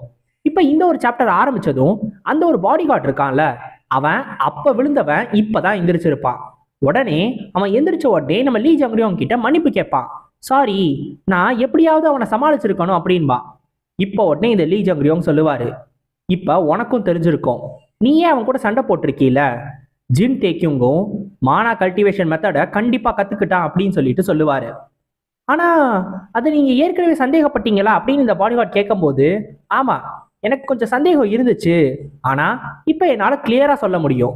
ஒரு எஃப்ராங்க் ஹண்டர், அதுவும் ஒரு குப்பை மாதிரி இருந்த ஒருத்தன் வெறும் 6 மாசத்துல இவ்வளோ ஸ்ட்ராங்கா மாறி இருக்கான். அவன் ரீஅவேக்கன் ஆயிட்டான், மிஸ் எவாலுவேஷன் அப்படி இப்படின்னு என்னென்னமோ சொல்றாங்க. ஆனா அவன் கண்டிப்பா மானா கல்டிவேஷன் மெத்தடை தான் கத்துருக்கணும் அப்படின்னு சொல்லிட்டு இந்த லீ ஜங்ரியோங் சொல்லுவாரு. இப்போ உடனே இந்த பாடிகார்ட் கேட்பான், ஆனாலும் அவன் அதை எவ்வளவு தூரம் கத்துக்கிட்டான்? மானா கல்டிவேஷன் மெத்தடுன்றது ஒரு சீக்ரெட்டான விஷயமாச்சே, அப்படி இருக்கிறப்ப இதை எப்படி அவன் கத்துக்கிட்டான்? ஒருவேளை டீம் லீடர் சோய் தான் அதை சொல்லி கொடுத்துருப்பாரோ அப்படின்னு சொல்லும் போது, இல்ல, சோய்க்கு மானா கல்டிவேஷன் மெத்தட் தெரியாது, கிம் ஹுவா ஜாங்க்கும் தெரியாது. அப்படின்னா அப்ப ஒருவேளை கில்டு மாஸ்டர் தான் சொல்லி கொடுத்துருப்பாரோன்னு கேட்பான். இதை கேட்டதும் அவரு, என்ன யார சொன்ன அப்படின்னு சொல்லிட்டு கேட்பாரு. சாரி சார், சாரி என்னை மன்னிச்சிருங்கன்னு சொன்ன உடனே, நான் ஏற்கனவே இதை சொல்லியிருக்கேன், நீ அவரை பத்தி பேசக்கூடாது அப்படின்னு. சாரி சார், நான் தெரியாம சொல்லிட்டேன், என்னை மன்னிச்சிருங்கன்னு சொல்லுவான். இப்ப இவர் கோவத்துல முறைச்சிட்டு, டீம் மேனேஜர் சியோக், இனிமேல் எல்லாமே பிஸியாக போகுது, நீ ஒருவேளை இந்த மாதிரி தப்பா பேசிக்கிட்டே இருந்தீங்கன்னா அது எனக்கும் ரொம்ப பெரிய பிரச்சனையை ஏற்படுத்தும், அதனால நீயும் கொஞ்சம் கவனமா இருன்னு சொல்லிட்டு, இப்ப நம்ம பீஸ் கில்டை எந்த அளவுக்கு கண்காணிச்சுக்கிட்டு இருக்கோமோ அதை இன்னும் அதிகப்படுத்து, அந்த கில்டுல நமக்கு பிரயோஜனப்படுற மாதிரி யாராவது கிடைப்பாங்களான்னு சொல்லி தேடிக்கிட்டே இரு, ஒருவேளை கிடைச்சாங்கன்னா உங்களை உடனே பிடி அப்படின்னு சொல்லிட்டு உத்தரவை போடுவாரு. இப்ப தனியா யோசிப்பாரு, எல்லாமே ரொம்ப ரொம்ப அமைதியா போயிட்டு இருக்கு, அந்த காலம் மாதிரி இல்லைன்னு சொல்லிட்டு அவரோட அந்த பழைய காலம் கிரேட் வார் நடந்துச்சுல அந்த ஒரு காலத்தை பத்தி யோசிச்சு பார்ப்பாரு. அந்த ஒரு நேரத்துல இவரால சமாளிக்கவே முடியாத ஒரு நேரமும் இருக்கும். அந்த நேரத்துல இவருக்கு வந்து ஹெல்ப் பண்ணது இவரோட அண்ணன், அவர் தான் இந்த ஏர்ஸ் கில்டோட கில்டு மாஸ்டர், நம்ம சோயோட தாத்தா. இப்ப அவரை பார்த்து தான் இவர் யோசிச்சுக்கிட்டு இருப்பாரு. இப்ப அவங்க சோயோட தாத்தா எப்படி இருப்பாருன்னு சொல்லிட்டு நம்ம ஜின்னும் மற்றவங்களும் பார்த்துக்கிட்டு இருப்பாங்க. சியோன் தேமின் எப்படி இருப்பாருன்னு பார்த்தா அவரை பார்த்த உடனே அப்படியே நம்ம சோய் மாதிரியே இருக்காரே, பரவாயில்லையே, உண்மையிலேயே நீங்க அந்த ஹீரோவோட பேரந்தானா அப்படின்னு சொல்லி எல்லாரும் ஆச்சரியமா பேசிக்கிட்டு இருப்பாங்க. உடனே நம்ம சோயும், அது இப்ப முக்கியம் கிடையாது, நான் இப்ப என்ன நடக்குதுன்றதை எல்லார்ட்டையும் சொல்லிட்டேன், இப்ப என்ன பண்ணணும்ன்றதை யோசிங்க அப்படின்னு சொல்லிட்டு நம்ம சோய் சொல்லுவாரு. ஆக்சுவலா இந்த ஏர்ஸ் கில்டுல நம்ம சோய் இருந்தப்ப இந்த லீ ஜங்ரியோங் இருக்கார்ல, அவரு நம்ம சோயை ஒரு காம்படிஷனா பார்க்க ஆரம்பிச்சிட்டாரு. என்னதான் பேர வயசுல இருந்தாலும் இவரையும் ஒரு காம்படிஷனா பார்த்தாரு. ஏன்னா நம்ம சோய் தான் உண்மையிலேயே அதுக்கு அடுத்த வாரிசு இந்த ஏர்ஸ் கில்டுக்கு. அந்த ஒரு காரணத்தினாலேயே அவரை ஒரு காம்படிஷனா பார்த்து அவரை அப்பப்ப அடிக்கடி ஓவர்சீஸ்னு சொல்லி ஏதாவது ஒரு மிஷன் சொல்லி அனுப்பிச்சு வச்சுக்கிட்டே இருந்தாராம். அதனாலேயே நம்ம சோயி என்ன சாதிச்சாலும் அது வெளியில யாருக்குமே தெரியாம போயிடுச்சு. அவரை வேற வேற போஸ்டுக்கு வேற வேற பொசிஷனுக்கு மாத்திக்கிட்டே இருந்தாராம். அதனாலதான் நம்ம சோயும் நம்ம பட்லர் கிம்மும் வெளில வந்துட்டாங்க அந்த கில்டை விட்டு. அவங்க வெளில வந்துட்டு பீஸ் கில்டை உருவாக்குன உடனே அவங்க பழைய கில்டு மெம்பர்ஸ் யாராவது வருவாங்களான்னு சொல்லி பேசி பார்த்துருக்காங்களாம். ஆனா யாருமே வரவே இல்லையா. அதே மாதிரி புதுசா யாரையாவது பிடிச்சாலும் கூட அவங்களும் உடனே வேற ஒரு கில்டுக்கு ஒரு பெரிய ஆஃபருக்கு போயிட்டாங்களாம். அப்படி இல்லைன்னா அந்த கான்ட்ராக்டை சைன் பண்ணதுக்கு அப்புறம் அவங்க எங்க போனாங்கன்னே தெரியலையா. இப்படி ஒரு நிலைமை தான் நம்ம சோய்க்கு இருந்துச்சு. அதனாலதான் அவருக்கு வேற வழியே இல்லாததுனால இந்த மாதிரி ஒரு ஏஜென்சிக்கு வந்திருக்காரு. ஏஜென்சிஸ்க்கு வந்து ஏதாவது சின்ன ஹண்டரா இருந்தா கூட பரவாயில்லன்னு சொல்லிட்டு தான் நம்ம ஹண்டர் இம்மையும் நம்ம ஜின் தேக்கியுங்கையும் பிடிச்சிருக்காரு. சொல்லப்போனா நம்ம ஜின்னை ஒரு ஹண்டரா அவர் பிடிக்கல, வெறுமனைன்னு ஒரு போர்ட்டரா மட்டும்தான் எடுத்துக்கிட்டாரு. ஆனா போக போக அதுவே ஒரு பெரிய விஷயமா அவருக்கு மாறி இருக்கு. ஆரம்பத்துல நம்ம ஜின்னையும் நம்ம ஹண்டர் இம்மையும் இந்த லீ ஜங்ரியும் பெருசா கண்டுக்கவே இல்லை. ஏன்னா அவங்க ரெண்டு பேரும் ஒரு இ ரேங்க் எஃப் ரேங்க் ஹண்டர். இவங்க ரெண்டு பேரையும் பெருசா கண்டுக்காததுனால தான் இவங்களும் உள்ள வந்திருக்காங்க. அவங்க லோ ரேங்க் ஹண்டர்ஸ்ன்றதுனால கண்டுக்காமே போயிட்டான்ல. அதனாலயே இப்ப அவங்க இவ்வளோ பெரிய நிலைமைக்கு வந்து பீஸ் கில்டையும் இவ்வளோ பெருசா மாத்திட்டாங்க. அப்படி மாத்தின ஒரு காரணத்தினாலதான் இந்த லீ ஜங்ரியும் திரும்பி பிரச்சனைக்குள்ள வர ஆரம்பிக்கிறாரு. திரும்பி இந்த பீஸ் கில்டுக்கு ஒரு தொல்லை கொடுக்க ஆரம்பிக்கிறாரு. இப்ப நம்ம ஹண்டரையும் கேட்பாரு, ஆமா கில்டு மாஸ்டர் இருப்பார்ல அவர் ஏன் ஒண்ணுமே பண்ணல அப்படின்னு. அதாவது ஏஸ் கில்டோட கில்டு மாஸ்டர் நம்ம சோயோட தாத்தா, அவர் ஏன் ஒண்ணும் தெரியுமா பண்ணல. நம்ம சோய் தான் சொல்லுவாரு, அந்த சோயோட தாத்தாவும் நார்மலா யோசிக்கிற ஒரு ஆள் கிடையாதான். அவர் என்ன யோசிக்கிறாருன்னு யாருக்குமே தெரியாதான். நம்ம பட்லர் கிம்மே அவர் கூட ரொம்ப வருஷம் இருந்திருக்காராம். ஆனா நம்ம பட்லர் கிம்மாலேயே அவர் என்ன யோசிக்கிறாருன்றத புரிஞ்சுக்கவே முடியாதான். அப்படி ஒரு ஆளா. இப்போ உடனே நம்ம ஜின்னும் கேட்பான், சரி நீங்க ஃபைனலா என்னதான் சொல்ல வரீங்க அப்படின்னு சொல்லிட்டு. இப்ப நம்ம சோய் சொல்லுவாரு, நீங்க எல்லாருமே என்னென்ன பண்ணீங்க அப்படின்னு சொல்லி எனக்கு உண்மையிலேயே ரொம்ப ரொம்ப இம்ப்ரெஸ்டா இருந்துச்சு. நீங்க பண்ணதுனாலதான் நம்ம பீஸ் கில்டு இவ்வளவு தூரம் வளர்ந்து வந்திருக்கு. ஆனா ஏர்ஸ் கில்டு எவ்வளவு ஸ்ட்ராங்கான ஒரு கில்டுன்னு எனக்கு நல்லாவே தெரியும். இப்ப நடக்கிற மாதிரியே இதுக்கப்புறமும் நடந்துகிட்டே இருந்துச்சுன்னா நம்ம யாராலையுமே அதுக்கு எதிராக தாக்கு பிடிச்சு நிக்கவே முடியாது. நானும் இதுக்கு வேற வேற வழி இருக்கான்னு யோசிச்சு பார்த்தேன். ஆனா எந்த வழியும் இல்லை. அதனால நம்ம இதோட இந்த கான்ட்ராக்டை முடிச்சுக்க போறோம். நீங்க பீஸ் கில்டை விட்டு போயிட்டீங்கன்னா ஏர்ஸ் கில்டு உங்களை ஒண்ணுமே பண்ணாது, அவங்க அப்படியே விட்டுருவாங்க அப்படின்னு சொல்லி சொல்லுவாரு. இப்ப 3 பேரும் என்னாச்சு அப்படின்ற மாதிரி கேட்பாங்க. ஆனா நம்ம சோய் தெளிவா சொல்லிடுவாரு, எனக்கும் இதை பண்ணணும்னு விருப்பம் கிடையாது. ஆனா நம்ம 2 கில்டுக்கும் ஒரு பெரிய கேப் இருக்கு, நம்மளால ஏர்ஸ் கில்டை எதிர்த்து போக முடியாதுன்னு சொல்லிடுவாரு. ஆனா நம்ம ஜின்னு மட்டும் சொல்லுவான், இல்ல நம்ம ஜெயிக்கிறதுக்கு ஒரு வழி இருக்கு அப்படின்னு. அது என்ன தெரியுமா, எனிமி ஸ்ட்ராங்கா இருந்தானா நம்மளும் ஸ்ட்ராங்கா மாறணும், நம்ம ஸ்ட்ராங்கா மாறிட்டோம்னா அவ்வளவுதான் அப்படின்னு சொல்லிட்டு சொல்லுவான். இது கேட்ட உடனே நல்லா சந்தோஷமா இருந்தவர் அப்படியே ஷாக் ரியாக்ஷனுக்கு போயிடுவாரு. சொல்லப்போனா அவர் மட்டும் கிடையாது, எல்லாருமே தலையை தொங்க போட்டிருப்பாங்க. ஏங்க என்னங்க ரியாக்ஷன் கொடுத்துக்கிட்டு இருக்கீங்க, என்னால உங்க எல்லாரையும் ஸ்ட்ராங்கரா மாத்த முடியும்னு சொல்லுவான். ஆனா அவங்க 3 பேராலையும் அவங்க 4 பேராலையும் அதை ஒத்துக்கவே முடியாது. ஒரு மாதிரி யோசிச்சுக்கிட்டே இருப்பாங்க. இப்பதான் நம்ம ஜின்னு டைரக்டா பாத்ரூம்குள்ள வந்துட்டு சீக்ரெட் டெக்னிக் உருவாக்குறதுக்குன்னு ஒரு ஸ்கில் இருந்துச்சுல அவன்கிட்ட, அதை எடுத்து பார்த்துக்கிட்டு இருப்பான். இந்த ஸ்கில்லு அவனுக்கு எப்பவோ கிடைச்சிருக்கும். அவன் ஜின் ஃபேமிலியோட ஃபுட் டெக்னிக்கை கூட கம்ப்ளீட்டா மாஸ்டர் பண்ணுவான்ல, அதுவும் அவங்க அண்ணன் ஜின்மு கூட ட்ரைனிங் எடுத்துக்கிட்டு இருக்கும் போது. அப்ப அதுக்கு எந்த பிரயோஜனமும் இல்லைன்னு தான் நம்ம ஜின்னு யோசிச்சுக்கிட்டு இருப்பான். ஆனா இப்ப இந்த ஸ்கில்லுக்கு நம்ம ஜின்னுக்கு ஒரு பிரயோஜனம் வந்திருக்கு. ஸோ இந்த ஸ்கில்லை வச்சு நம்ம ஜின்னால மற்றவங்களுக்கு அவன் என்ன பண்றானோ அதை சொல்லித்தர முடியும். அதே மாதிரி என்ன மார்ஷியல் ஆர்ட்ஸ் நம்ம ஜின்னு கத்துக்கிட்டாலும் அதை அப்படியே ஒரு பேப்பர்ல எழுதுறதோ இல்ல வேற ஏதாவது ஒரு ஸ்க்ரோலா ரெடி பண்ணியோ அதை மற்றவங்களுக்கு அவனால கொடுக்க முடியும். இதை வச்சு அவனால மற்றவங்கள ஸ்ட்ராங்கா மாற்ற முடியும். ஸோ அதனாலதான் இந்த ஒரு ஸ்கில்லை இப்ப நம்ம ஜின் எடுத்திருக்கான். இப்ப இதை வச்சு ஸ்டார்ட்டும் சொல்லுவான். ஆனா அது உடனே வந்து ஒரு நோட்டிபிகேஷன் கொடுக்கும், மார்ஷியல் ஸ்க்ரோலை உருவாக்கணும்னா அதுக்கு உங்களுக்கு A4 ஷீட் வேணும் அப்படின்னு சொல்லிட்டு. எனது மார்ஷியல் ஷீட்டை உருவாக்கணும்னா 300 பேஜ் வேணுமா, ஐயையோ இப்ப இதை நானே தான் எழுதி ஆகணுமான்னு சொல்லி வேகமா A4 ஷீட்டை வாங்கிட்டு வந்துட்டு அப்படியே எழுத ஆரம்பிக்கணும்னு சொல்லி திருப்பி ஸ்டார்ட்டை கொடுப்பான். இப்போ உடனே இது ஸ்டார்ட் பண்ண ஆரம்பிக்குமா, அப்ப திரும்பி ஒரு நோட்டிபிகேஷன் காட்டும். அது என்ன தெரியுமா, நீங்க இந்த மாதிரி ஒரு புக்கை எழுதணும்னா அதுக்கு உங்களோட இன்டெலிஜென்ஸ் அதிகமா இருக்கணும், ஆனா உங்கள்கிட்ட கம்மியா இருக்கு, அதனால அதை இன்க்ரீஸ் பண்ணுங்கன்னு சொல்லும். நம்மளால வேற வழியே இல்லாம இன்டெலிஜென்ஸ்ல எக்கச்சக்க பாயிண்ட்ஸை போட்டு திருப்பி எழுத ஆரம்பிப்பான். அப்பயும் ஒரு ஃப்ரஸ்ட்ரேஷனோட எழுதிக்கிட்டு இருப்பானா, அப்ப பார்த்தா அப்பயும் ஒரு பிரச்சனை வரும். ஏன்னா எழுதுற எழுத்து எல்லாமே முறிவுல எழுதுற மாதிரியே இருக்கும். இப்ப லாங்குவேஜ் செட்டிங்கை வேற மாத்தணுமா, திருப்பி வேற வழியே இல்லாம அதையும் மாத்திட்டு ஒரு வழியா கம்ப்ளீட் பண்ணிட்டு கொண்டு போய் நம்ம சோய் கிட்ட கொடுப்பான்.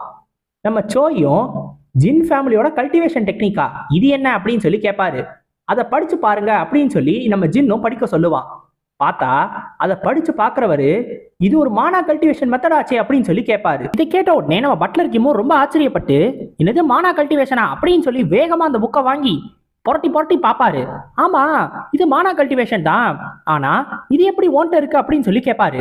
உடனே நம்ம ஜின்னு சொல்லுவான், மானா கல்டிவேஷன்னா என்னன்னு எனக்கு தெரியாது, இது மானா கல்டிவேஷனே முதல்ல எனக்கு தெரியாது, அது ஒரு ப்ரீட்டிங் டெக்னிக், என்னோட அப்பா எனக்கு சின்ன வயசுல இருக்கும்போது சொல்லி கொடுத்தாரு அப்படின்னு சொல்லி நம்ம ஜின்னு சொல்லுவான். என்னது, உன்னோட அப்பா அவை கண்டு கிடையாதே, அப்புறம் எப்படி அவருக்கு இந்த ப்ரீட்டிங் டெக்னிக் தெரியும் அப்படின்னு நம்ம சோய் கேட்ட உடனே நம்ம ஜின்னு இல்ல அவருக்கும் இது ஒரு ப்ரீட்டிங் டெக்னிக்னு தெரியாம இருந்திருக்கலாம், இந்த ஒரு டெக்னிக்கை யூஸ் பண்ணா நாங்க காலகாலத்துக்கும் அப்படியே ஆரோக்கியமா இருப்போம் அப்படின்னு சொல்லி தான் இதை ஜென்ரேஷன் வம்சாவளியா எங்க இதுல வந்து கடைபிடிச்சிட்டு வராங்க அப்படின்னு சொல்லிட்டு நம்ம ஜின்னு சொல்லுவான். ஓஹோ, அதனாலதான் இதுக்கு பேரு ஜின் ஃபேமிலியோட கல்டிவேஷன் டெக்னிக்கா, ஒரு வம்சாவளி சீக்ரெட் அப்படின்ற மாதிரி நம்ம சோய் எல்லாரும் யோசிச்சுக்கிட்டு இருப்பாங்க. இப்போ உடனே நம்ம ஜின்னு இப்ப இதுக்கு காரணம் என்ன அது இதுன்னு எதுவும் கேட்க மாட்டீங்க அப்படித்தானே, எங்க அப்பா வச்சு ஒரு பிட்டை போட்டேன், இருந்தாலும் இது எல்லாம் ஒர்க் அவுட் ஆயிடுச்சு அப்படின்னு சொல்லி யோசிப்பான்.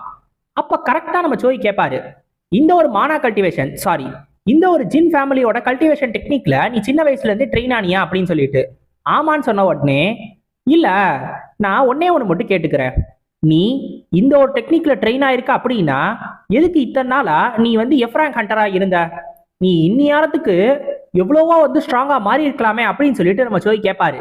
நம்ம ஜின்னு இந்த ஒரு கேள்விய ஆரம்பத்திலே எதிர்பார்த்திருப்பான், இதைதான் முதல்ல கேட்பாங்க அப்படின்னு சொல்லி அவன் யோசிச்சிருப்பான். ஆக்சுவலா நம்ம ஜின் இப்ப இதுக்கு என்ன தெரியுமா கதை சொல்லுவாரு, நீங்க பாத்துக்கிட்டீங்கன்னா எஃப்ராங்க் ஹண்டர்லயே நான் ஒரு ஸ்ட்ராங்கான எஃப்ராங்க் ஹண்டரா இருந்தேன், ட்ரைனிங் ஃபெசிலிட்டியில எனக்கு அவார்ட்லாம் கொடுத்துருக்காங்க, நான் தான் கிளாஸ் டாப்பரும் கூட, ஏன் நான் பிக்னிக் கில்டுல இருந்தப்ப கூட நான் ஒய்ஸ் டீம் மேனேஜரா இருந்தேன், அந்த அளவுக்கு கொஞ்சம் ஸ்ட்ராங்கான ஆளா தான் இருந்தேன். இதோட எஃபெக்ட் போக போக தான் தெரிய ஆரம்பிச்சிச்சு, அதனாலதான் எஃப் ரேங்கா இருந்து நான் ஒரு சி ரேங்கா மாறின உடனே இதோட வேல்யூ என்னன்னு எனக்கே புரிய ஆரம்பிச்சிருச்சு. அதுக்கப்புறம் இதுல என்னோட கண்ட்ரோல் அதிகமா இருந்ததுனால நான் டக்குன்னு ஏ ரேங்க்கு வந்துட்டேன் அப்படின்னு சொல்லி நம்ம ஜின் சொல்லுவான். இந்த ஒரு ஜின் ஃபேமிலியோட கல்டிவேஷன் டெக்னிக்ல மொத்தம் 2 எஃபெக்ட் இருக்குன்னு நம்ம ஜின் சொல்லுவான். மொதல் விஷயம் மானாவை இன்க்ரீஸ் பண்ணும், அதாவது இன்டர்னல் எனர்ஜியை இன்க்ரீஸ் பண்ணும். அண்ட் 2வது விஷயம் என்ன தெரியுமா, மானாவை கண்ட்ரோல் பண்றதுக்கு ஒரு நல்ல வழி இது மூலமா உங்களுக்கு கிடைக்கும். எஃபெக்டிவ் யூட்டிலைசேஷன் ஆஃப் கீ, மானாவை எப்படி ஒழுங்கா யூஸ் பண்ணணும்ன்ற ஒரு ஐடியாவும் இது மூலமா கிடைக்கும். ஸோ இதை கத்துக்கிட்டாலே போதும், அதுவே ஒரு பெரிய பெரிய மாற்றத்தை உருவாக்கும். புது கில்டு மெம்பர்ஸ் இப்போதைக்கு இதை கத்துக்க தேவையில்ல, அவங்க போக போக கத்துக்கலாமா வேணாமான்றதை நம்ம முடிவு பண்ணிக்கிடுவோம். இப்போதைக்கு நீங்க மட்டும் இதை கத்துக்கோங்க, அதுவும் நீங்களும் இதை சீக்கிரட்டா தான் கத்துக்கணும்னு நம்ம ஜின் சொல்லுவான் அவங்க 4 பேர்கிட்டையும். இப்போ உடனே நம்ம சோயும் கேட்பாரு, அப்ப இந்த மானா கல்டிவேஷன் மெத்தடை எங்களுக்கும் சொல்லித்தர போறியா அப்படின்னு. ஏங்க அதுக்கு தானேங்க இதை கொண்டு வந்தேன், அதனாலதாங்க இதை எடுத்துட்டு வந்தேன், நீங்களும் இதை கத்துக்க தான் போறீங்க, என்ன சும்மா இதெல்லாத்தையும் சீன் போடுறதுக்கு எடுத்துட்டு வந்தேன்னு நினைக்கிறீங்களா? உங்க எல்லாருக்குமே தெரியும், இப்ப நம்ம ஒருவேளை ஏர்ஸ் கில்டோட ஏதாவது சண்டைக்கு போனோம்னா கண்டிப்பா நம்மளால சமாளிக்கவே முடியாது. அந்த அளவுக்கு பவர்ஃபுல்லான ஒரு கில்டு தான் ஏர்ஸ் கில்டு. லீ ஜங்க்ரியோங் இப்போதைக்கு நம்மளை வந்து எதுவும் பண்ண மாட்டாரு, ஏன்னா இப்ப ரீசெண்டா நடந்த இன்சிடென்ட்ஸ்னால கொஞ்ச நாள் அவர் வெயிட் பண்ணுவாரு. ஆனா அது வெறும் கொஞ்ச நாளா தான் இருக்கும். அந்த காலத்தை யூஸ் பண்ணிட்டு நம்மளும் இந்த ஏர்ஸ் கில்டை எதிர்க்கிற அளவுக்கு ஸ்ட்ராங்கா மாறிடணும். இப்போ யோசிச்சு பாருங்க, நம்ம எல்லாருமே இந்த ஜின் ஃபேமிலியோட கல்டிவேஷன் டெக்னிக்ல ட்ரெயின் ஆகி நல்லா ஸ்ட்ராங்கரா இருந்தோம்னா என்ன ஆகும்னு சொல்லி யோசிச்சு பாருங்கன்னு சொல்லுவான். 4 பேருக்குமே தெரியும் இது எவ்வளோ ஒரு நல்ல விஷயம் அப்படின்னு. ஏன்னா இவங்க இப்ப இருக்கிற லெவலை தாண்டி ரொம்ப ரொம்ப ஸ்ட்ராங்கா மாறிடுவாங்க, இந்த ஒரு டெக்னிக்கை மட்டும் கத்துக்கிட்டா போதும். ஸோ நம்ம ஜின்னும் இதை கத்துக் கொடுக்கறதுக்காக ஃபர்ஸ்ட் நம்ம சோயை தான் கூப்பிடுவான். வேற யாரும் வந்துடாம பாத்துக்கோங்கன்னு சொல்லிட்டு மிச்சம் 3 பேர்கிட்டையும் சொல்லிட்டு நம்ம சோயை மட்டும் அந்த ரூம்குள்ள கூட்டிட்டு போவான். இப்ப உள்ள கூட்டிட்டு போயிட்டு நம்ம சோயை லோட்டஸ் பொசிஷன்ல உட்கார சொல்லுவான். இப்ப நம்ம சோய் கேட்பாரு, ஜின் தேக்கியும் நீ என்ன பண்ண காத்திருக்க அப்படின்னு சொல்லிட்டு. உடனே நம்ம ஜின்னும், ஏங்க அந்த மாதிரி ஏங்க சொல்றீங்க, சட்டையை கழட்டிட்டு தானேங்க உட்கார சொன்னேன், அதுக்கு ஏங்க தப்பா நினைக்கிறீங்க, இப்ப நான் என்ன பண்ண போறேன்றத உங்களுக்கு சொல்றேன்.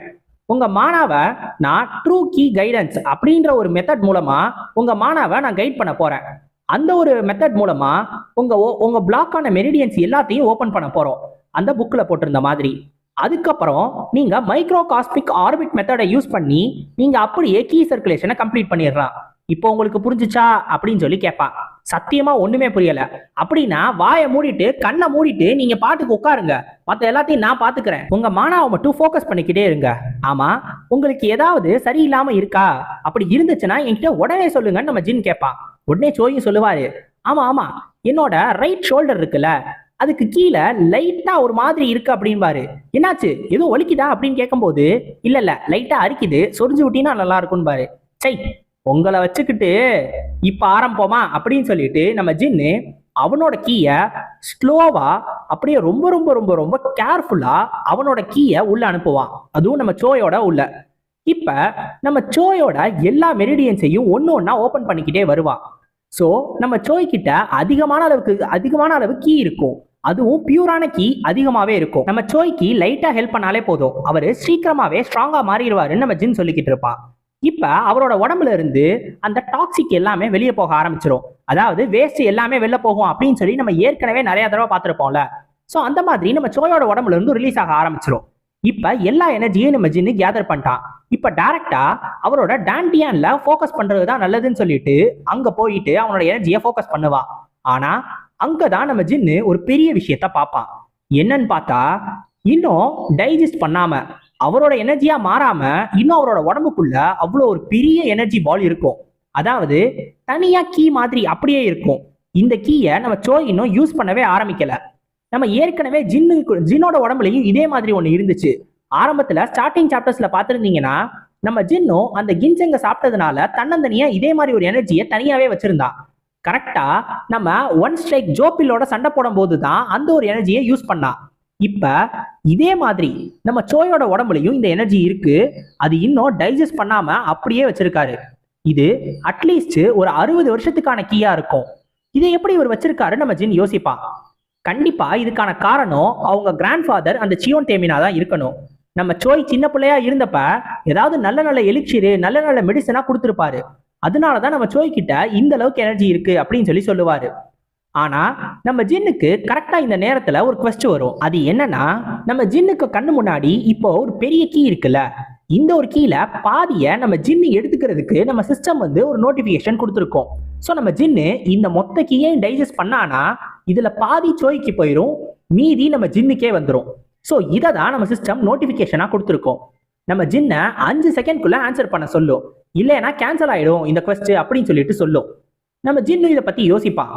இப்போ ஒருவேளை இந்த கீழே நம்ம ஜின் கை வச்சானா, ஒருவேளை ஏதாவது தப்பா போச்சுன்னா இன்டர்னல் இன்ஜூரிஸ், ஏன் நம்ம சோய் சாகிறதுக்கு கூட வாய்ப்பு இருக்கு. அதனால இத அந்த மாதிரி அவசரப்பட்டு கை வைக்கணுமான்னு நம்ம ஜின் யோசிப்பான். இருந்தாலும் அவர் சாகலாம் மாட்டாரு, ட்ரை பண்ணி தான் பார்த்துருவோமே அப்படின்னு சொல்லிட்டு கடைசியா நம்ம ஜின்னும் இதை அக்செப்ட் பண்ணிக்கிடுவான். இப்ப நம்ம சோயோட எனர்ஜியும் ரைஸ் ஆகும், நம்ம ஜின்னோட எனர்ஜியும் ரைஸ் ஆகும். இப்ப நம்ம சோயோட உடம்புல இருந்து அந்த வேஸ்ட் எல்லாமே ரிலீஸ் ஆகுதுல்ல, இது ஒரு கெட்ட ஸ்மெல்ல ஏற்படுத்தும்.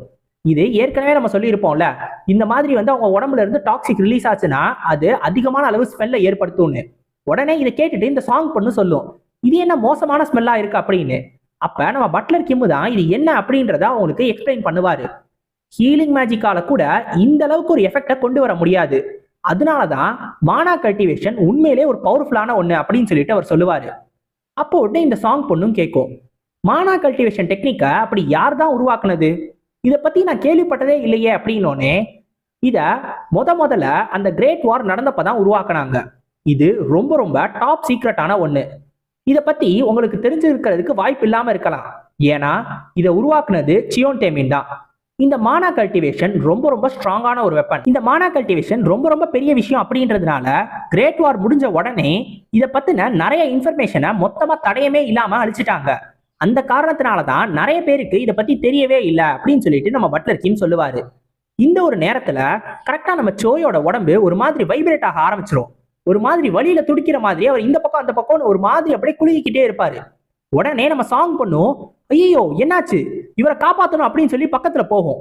அப்ப நம்ம பட்லர் கிம் தடுத்துட்டு, இல்ல இல்ல, மானா கல்டிவேஷன் இந்த மாதிரி போயிட்டு இருக்கும் போது அவங்களுக்கு இடையில போறது அவ்வளவு நல்லது கிடையாது, நீங்க நம்பிக்கை வைங்க, ஜின் டேக்கியும் ஒன்றும் நம்ம சோய்க்கு பிரச்சனையை ஏற்படுத்துற மாதிரி எதையும் பண்ண மாட்டாரு. அதனால 2 பேர் மேலேயும் நம்பிக்கை வைப்போம்னு சொல்லிட்டு நம்ம பட்லர் கிம் சொல்லுவாரு. இப்ப 2 பேரும் அமைதியா பார்த்துக்கிட்டே இருப்பாங்க. கொஞ்ச நேரத்துல நம்ம சோயோட உடம்பு திரும்பி நார்மல் ஆயிடும். இப்ப நம்ம சோய் கண்ணை முடிச்சுட்டு யோசிப்பாரு, என்னோட மானா இவ்வளவு தூரம் ஃப்ளோ ஆகுதா, சூப்பரா இருக்கு. என்னோட மானா அதிகமாகவும் ஆயிருக்கு, அதே நேரத்துல அதோட ஃப்ளோவையும் என்னால ஃபீல் பண்ண முடியுது. இதுதான் மானா கல்டிவேஷனா அப்படின்னு யோசிப்பாரு. இப்போ உடனே ஜின் டேக்கியும் இது சூப்பரா இருக்கு அப்படின்னு சொல்லி திரும்பி பார்ப்பாரு. பார்த்தா அங்க 4 பேருக்கு ஒரு பெரிய அதிர்ச்சி காத்துக்கிட்டு இருக்கோம். நம்ம ஜின்னு அப்படியே அந்தரத்துல மிதந்துக்கிட்டு இருப்பான்.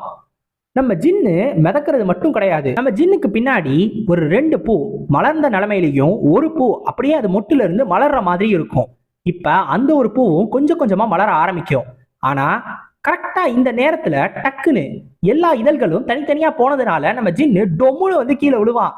அச்சச்சோ போச்சே, ஏன் பின்னாடி போச்சே அப்படின்னு சொல்லி நம்ம ஜின்னும் கத்திக்கிட்டு இருப்பான். ஸோ நம்ம ஜின்னு ஒரு டிரான்ஸ் ஸ்டேட்ல இருந்திருப்பான். இப்போ நம்ம ஜின்னு கிட்ட 100 வருஷத்துக்கான கீ இருக்கு.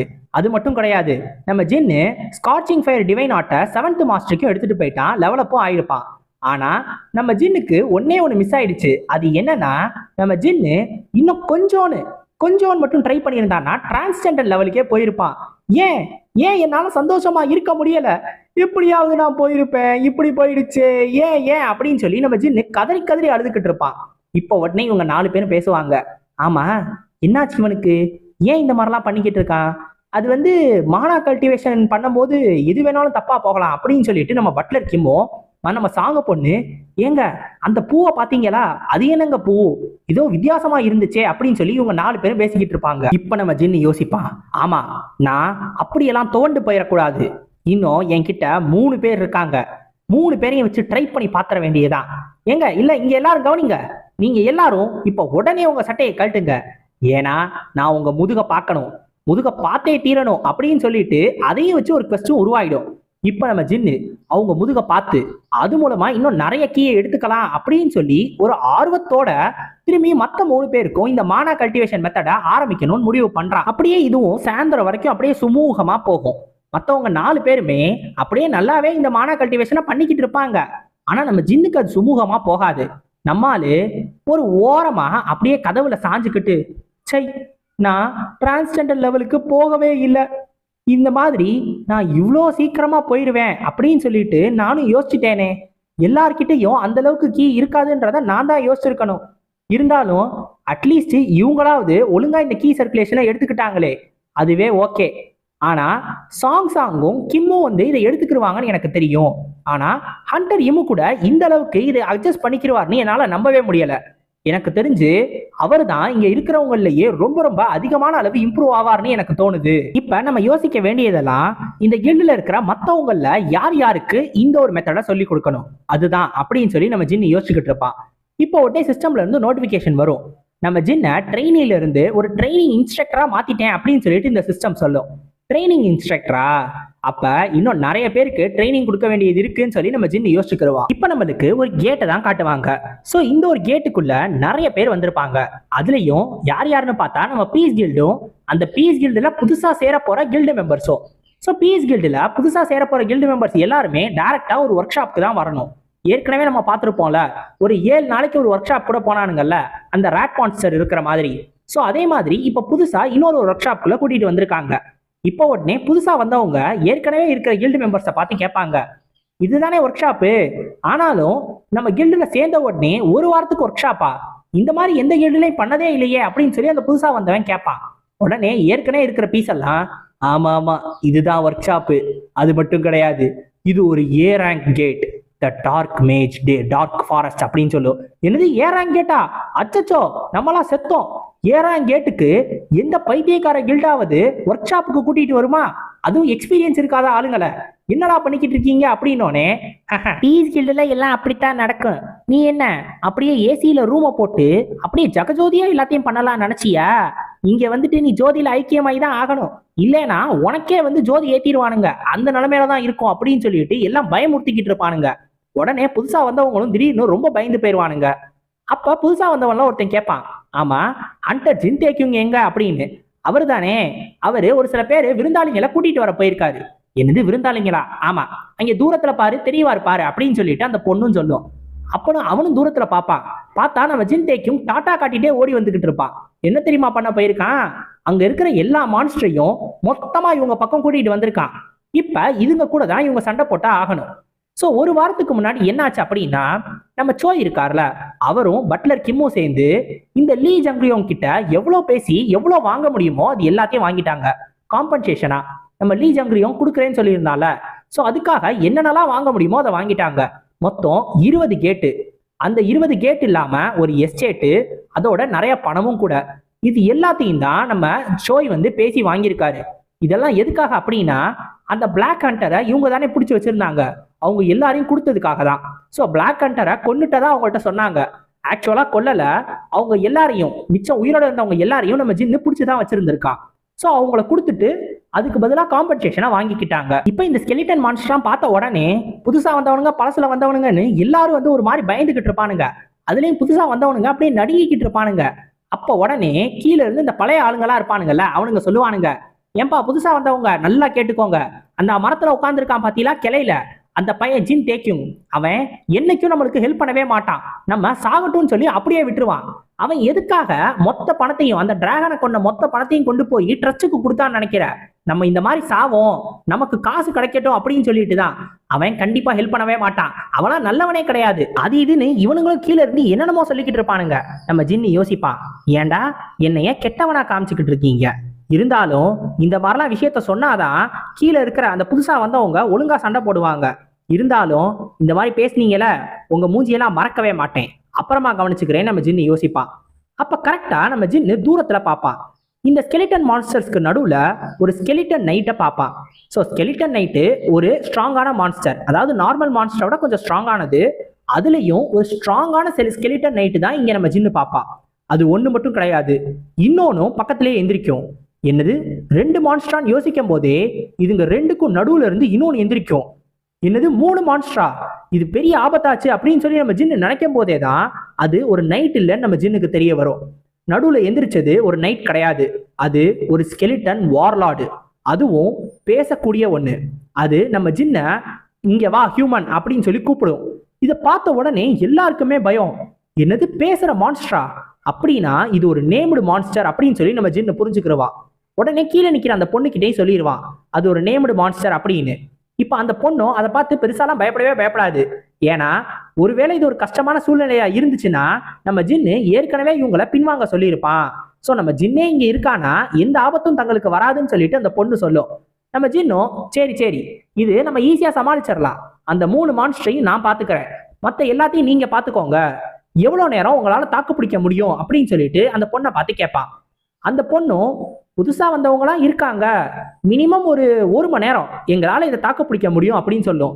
கரெக்டா அந்த நேரம்னு பார்த்து இந்த ஸ்கெலிட்டன் வார்லார்டு அதோட ஸ்கில்ல ஒன்னை யூஸ் பண்ணி இன்னும் எக்கச்சக்க எலும்புக்கூடுகளை அப்படியே மண்ணுக்குள்ள இருந்து தோண்டி வெளில வர வச்சிரும்.